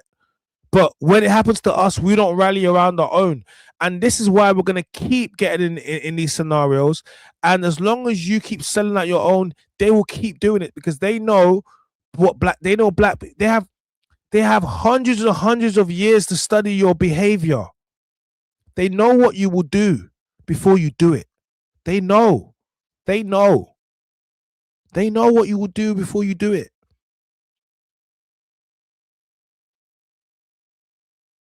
Like, you know what I'm saying? Like they know what you do before you do it. You know what I'm saying? Let's get back into this. Nathan Cofnas. That isn't right. We'll be called a racist. So the word, that's all the word means, is that I disagree with the dominant ideology in academia. Now, if you say and you believe to his retirement, so that was the outcome that would have been ideal. I mean, white supremacy suggests that people, based on their kind of unique set of experiences. So I wouldn't ever want to position myself as the font of. If the root is genetic, which to some extent it is for many of these disparities, then it doesn't matter how much money we we dump on the problem. There will still be disparities, and when it comes to group disparities between blacks and whites in the United States, and we've invested mind-boggling amounts of money and resources and effort into correcting it, and there's just a limit to what can be done. Hear him. Cofnas, Ghent, he did. Treat them like adults. The university defended his appointment, saying his statements did not breach their code. Just want to quickly. So, but now they fired him. See, the university hired him. Now they fired him. Now, stand by your man, man. Stand by your man. Why you come back and back your boy? Come back and back your boy. If you've been online this week, then you've seen the resignation of Professor Jason Arday from Cambridge, youngest black professor.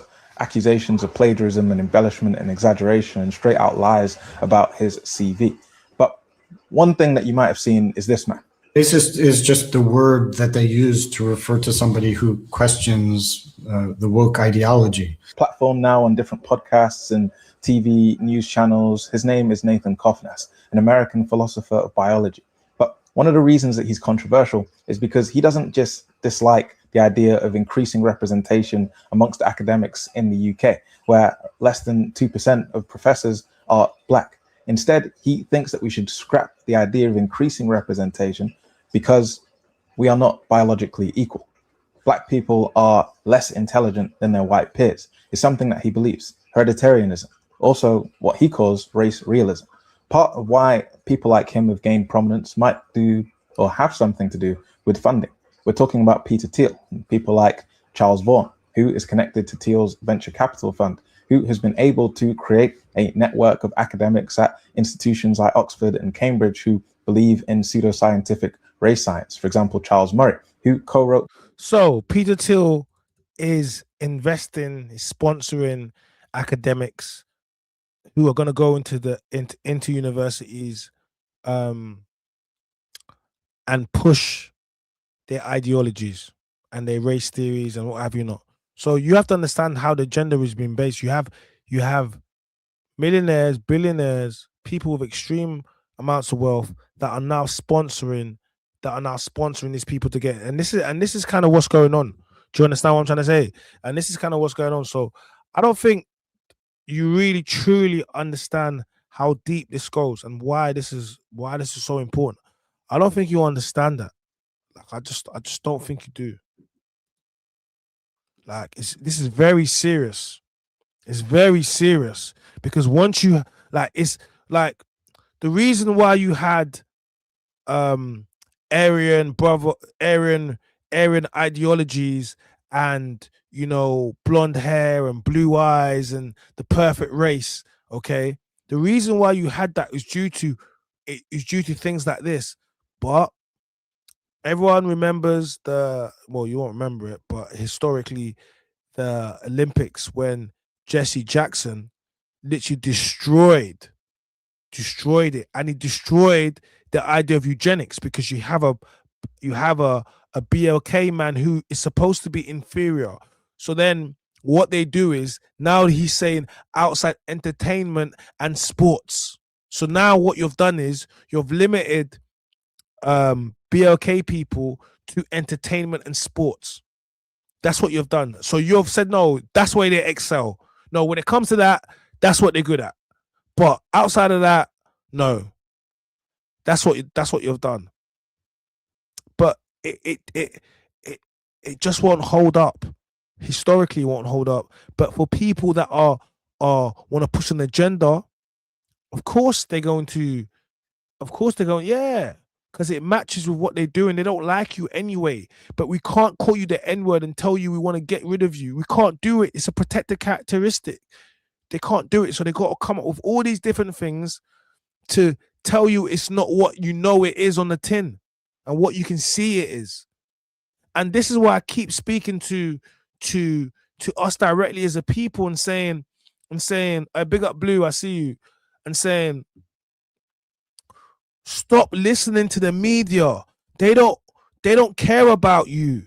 Stop thinking about the doctors. They don't care about you. Go look at the rates. Go look at the rates. Black women's treatment historically.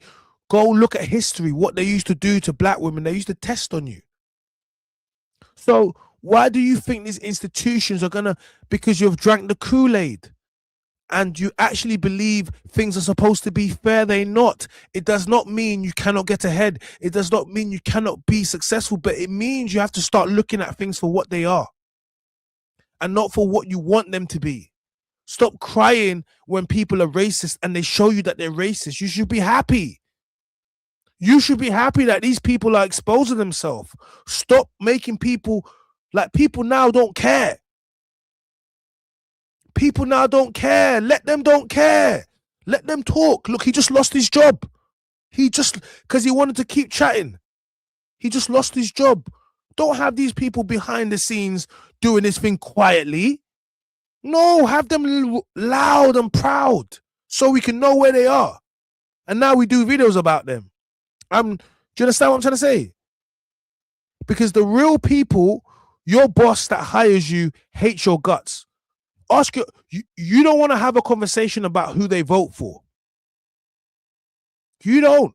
Guys, you don't really want to know what they really think. That's why they say don't talk about religion and politics. Because when they start telling you certain things, you're not going to like it. So I suggest you don't. But if you think these institutions, especially if you guys work in big companies, if you think they have the same views that align with you, you must be crazy. I suggest you never have that conversation. They may say some things, but people now are getting more brave. So, for example, you get people talking to you about migrants and immigrants and that. Because they feel like, oh, no, we're not talking about you. You're British. So now we can talk. But there was a stage where they were talking about you. All right? There was a stage where they were the Eastern Europeans. They're not on the Eastern Europeans no more. After Brexit, remember, it used to be older Polish, the Romanians, because they were coming over, yeah, and they were working for less money, and they were working harder. They didn't, you know what I mean? They weren't taking all these breaks. They were like, no, we'll get this job done. We got more to go and do. That was initial. Oh, we don't want the Albanians. We don't want the Polish. That was how it was. Now things have moved forward. Yeah. And they've just changed it. At one stage, it was the blacks. One stage, it was the Asians. Then it was the Eastern Europeans. Now it's the immigrants coming on boats. And at each given time in history, there was always something going on, and they were always blaming, oh, the reason we can't get jobs is because because of the black people coming over and take from Windrush. Cool. The reason we can't get any jobs, all the Asian people coming over. Cool. Now we can't get any work because all the Eastern Europeans are coming over, and they're cutting us low now because of the EU, and they're allowed to work over here, and they're sending money back to their homes, and they're building big houses and Cool. Now we move on to, okay, cool. We can't get any properties because all the migrants are getting all the homes, and it will never change. It's always about blaming, and they will look for the newest people that move in, and they will blame them. And the issue is, we now have people, black people, African people, Caribbean people, who could be second generation, even first time will come over, and they're equally speaking down about immigrants, and they've truly forgotten that you'll be on. Some of these people would have you. If some of these people get into power, they will take away your British citizenship and have you on a boat back. But they need you to drink the Kool-Aid for the votes and to make you feel like, no, don't worry.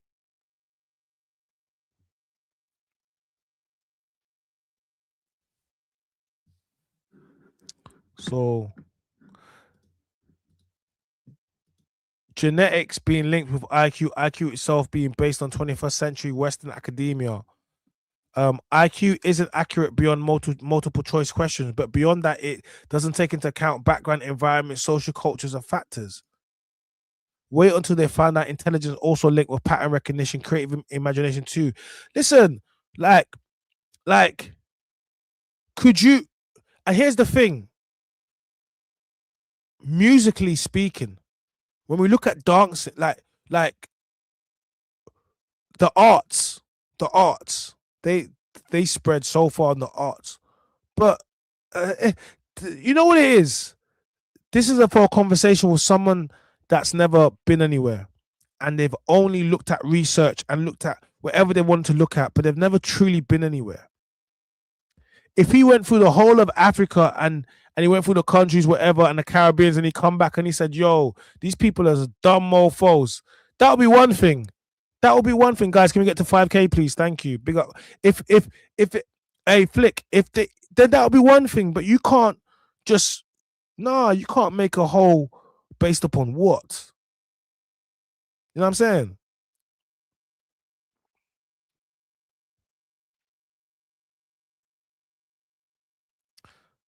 It's crazy.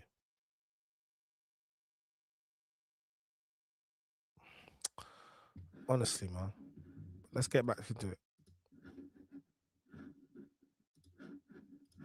The bell curve in 1994 and argued that there were biological differences in terms of intelligence, and that is based on race. But the Human Genome Project mapped out all of our DNA, and what they found is that if you took any two human beings on Earth, they share 99.9% of the same DNA. So where do these ideas come from, and have they been disproved? Well, on the latter, yes. We're talking about the American Psychological Association, which published papers 2 years after the bell curve was released and found that environmental factors were the cause. Or you could talk about Nisbet et al. In 2012, who found that when you took into account these environmental differences, then you could explain to a large degree differences in terms of IQ testing, which has been criticized as an imperfect way of measuring how human beings are differently intelligent and enabled. But one more thing. When I asked you about whether or not, or where these ideas come from, we could also just talk about what they do, which is during the Second World War, the Nazis, phrenology, eugenics, the idea of one race being superior to another led to the murder of millions of Jews and many more. And ironically, Cofnas, the name, has Jewish roots. It's those same Jewish roots that have been persecuted throughout history, especially in Europe, and especially linked to the idea of race science And at a time when British Jews are facing anti-Semitism and hate crimes, amongst other groups who are also facing the idea that they are only their race or their religion, and that's how we can determine how to treat them, then the idea that we should be hearing from this kind of person will be of great danger and concern to many. But what do you think? Is this just a matter of free speech? Let us know your thoughts down below. Let me read some of these comments. Buddy, you clearly conflate so many issues and mention Jews and never mention the gay men who were also eradicated. It's subtle point, but very important. Summary of your argument is something to do with Jews and whites. And this is... It is very true that gay men were also targeted and killed. It is not contest. It's just an observation that you tend to drop elements out of your argument. They're important to overall. There's people like this, man. We're trying to talk about something, now you're trying to talk about gay people. For all the bigots on here, I've got some bits of news for you. Think about it. Black sub-Saharan African kids have consistently outperformed white British kids in GCSEs for many years now. Many black scientists have done marvelous inventions that keep us alive today. Go look it up. The fact that Africa's natural course of development was truncated by unfortunate events of colonialism, Arabic and Atlantic slave trades, etc., does not mean that it's incapable of governing itself. Africa is about 3 times the size of the population of Europe. There are 54 countries in Africa. Stop taking it as a single unit.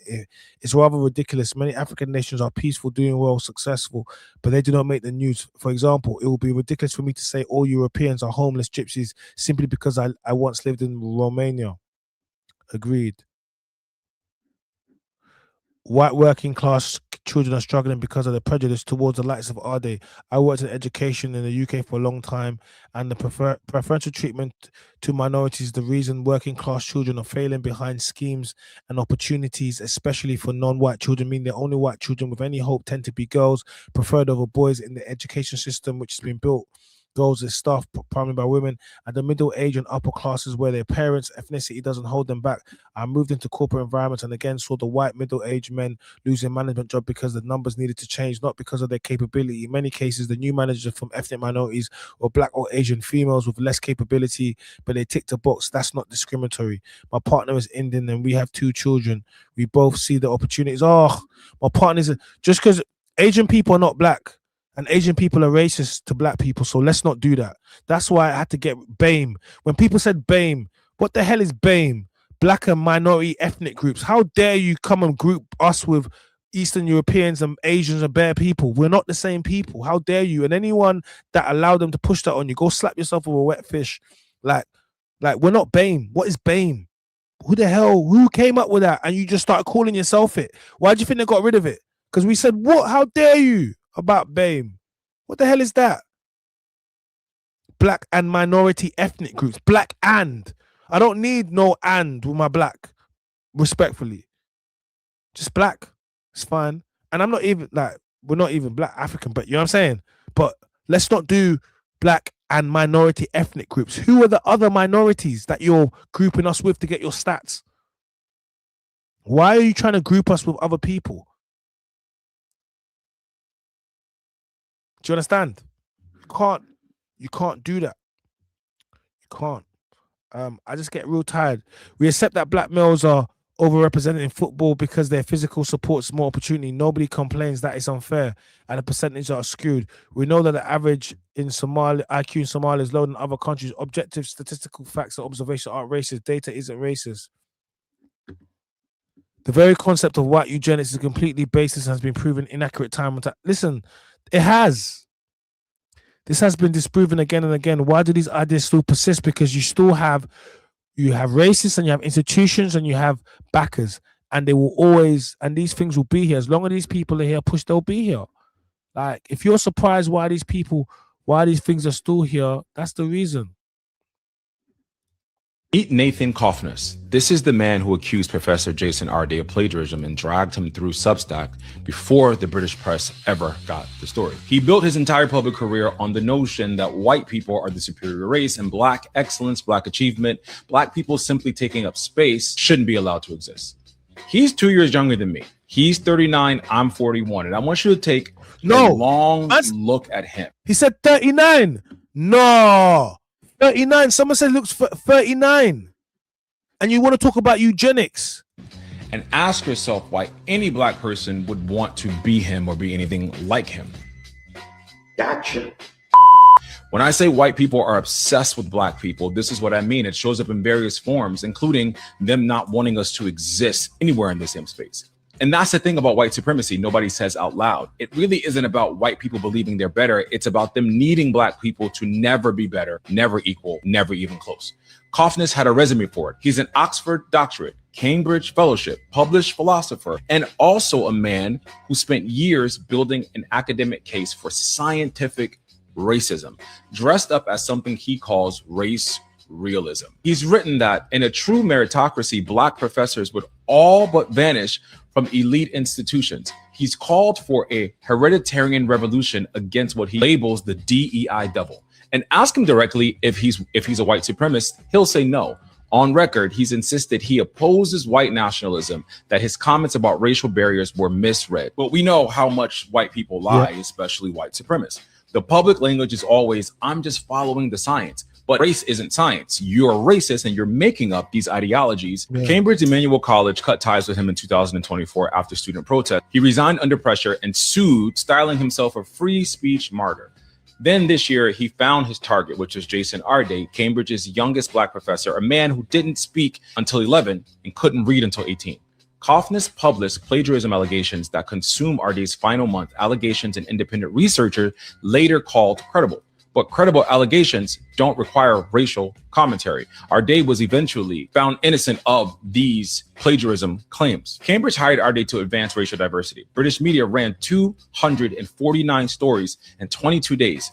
On August 14th, Arday was found dead in London. I'm not telling you that Cofnas caused that. I'm telling you what he did with the opportunity. A legitimate integrity question became a referendum on whether a black man belonged. Cofnas has the degrees in the platform, but what he shares with the guy screaming on the street corner is the same grievance underneath, an ideology built to explain why the world didn't bend the way he expected. Once you have that explanation, you don't need evidence. You need a target. As always, stay black and stay blessed. Ah, man. He's 30 dying. Yo, listen. Oi, listen, that guy, yeah, he's 39. He's 39. This guy's 41. Look how good this guy looks. Look at the guy's hairline. He's finished. Like, if I look like him, I'll be mad at black people too. If my skin look like that, I'll be mad too. Look at him. I can't lie. I will be mad too. I'll probably make up some ish too. I'll be mad at the world too. I know. I get it. I get it. I understand. Once I realized they said he's 39, I looked at him. 39? 39? Nah. It makes sense, man. Guys, a lot of this stuff is deep-seated and rooted. You know what it is. It's jealousy. It's all the things it is. But if you're going to talk about eugenics, that's been disproven. And it's also something that was pushed by like they said, the Nazi regime. And being a Jew and pushing the same ideologies onto black people. It's just, man, you've drank the Kool-Aid if you believe them. And I said to you not to believe them. They've showed you who they are. Get me? He's 1 year old from being the new 40-year-old virgin. I feel like he probably is the 40-year-old virgin, you know what I'm saying? But yeah, guys, look, listen, your boy's back in now. Make sure you go check out all of the reaction videos that I've dropped. All the content that I've dropped. Go check out everything that I've dropped because there's been a lot of content, and I'm back reacting now, so I'm keeping it consistent. Big up everyone. Big up everyone that's streaming, that's been pulling in as well. I'm back on TikTok now. They had me banned, so now I'm gonna try to be a lot more active. We'll get the numbers up, but I've been banned for a long time, so I'm back. You can't ban me or cancel me. I don't know why people think they could ever do that, but you can't. You can't ban me, and you definitely can't cancel me because I'll just pop up like peekaboo. So I'm saying. Big up the chat gang. Always been active. Make sure you like it. Make sure you subscribe to the channel. If you're on TikTok, make sure you follow us on YouTube. Search my name is China, and subscribe to the channel. And yeah. And turn on notifications so you can always know when I drop content, because I'm dropping the reactions and I'm dropping the live streams. We'll be streaming again to work. Actually, tomorrow I'm outside. It's my boy's birthday. I just remembered as well. I just remembered as well, man. I'm not even into house music like that, man, but might have to go pass through and show my face. You know what I'm saying? Go cut some shapes. Nah, I ain't cutting out. I might wait. Now I'm back on TikTok. I'll stream when I'm in TikTok. I'll stream when I'm in the dance. TikTok. Man, a stream when the man's in the dance. Don't worry, man, a stream. You know, one of those people be like, "What you doing?" TikTok. Yeah. All right. Cool, man. Big up Ash. Big up everyone. Big up Mo. And guys, look, man. Big up all my white people over there that ain't pagans, that don't believe that because of their skin color they're smarter than us and they're better than us. Yeah, nah, man. We are. Nah, it's all fam. It's all love and that energy. You get me? So I'm saying, and big up all my patriots and all my people that actually, you know, national that care about their country, but they're not doing it because they actually hate. Nah, man, they just care about their country, and there's nothing wrong with that. You understand? Do you get me? I don't want anyone to feel as if that you cannot be passionate about England and love your country. Don't let anyone ever tell you that. But don't allow people that would take your passion and take your patriotism and then allow them to wrap their hatred into your movement, because that's not what it's about. Do you understand? And I think, yeah, that's really what it is, because they just want us to be divided so much, and they're just trying to do it, and they're trying to do it for academically now. And we've lost an academic from the system, and also we lost someone that's, you know what I mean? He's lost his life. His wife's lost it. The kids have lost. Like, this is the worst possible thing that can happen. And it was all spearheaded by someone who essentially is a white supremacist. And they've cloaked it in academia and papers and PhD. Do you understand? You know what I'm trying to say? Steep, man. But anyway, big up chat gang. Hey, Blue Flick, we're gonna go again tomorrow. Hey, Ash, big you up, Ash. I see you, man. Yeah. Big up all the chat gang. My name is Chan. I'm the man, I'm the voice. Please like the video, subscribe to the channel, turn notification bell so never miss an upload. And if you're really in your bag, then hit us with a super chat to support the channel. Yeah. And we are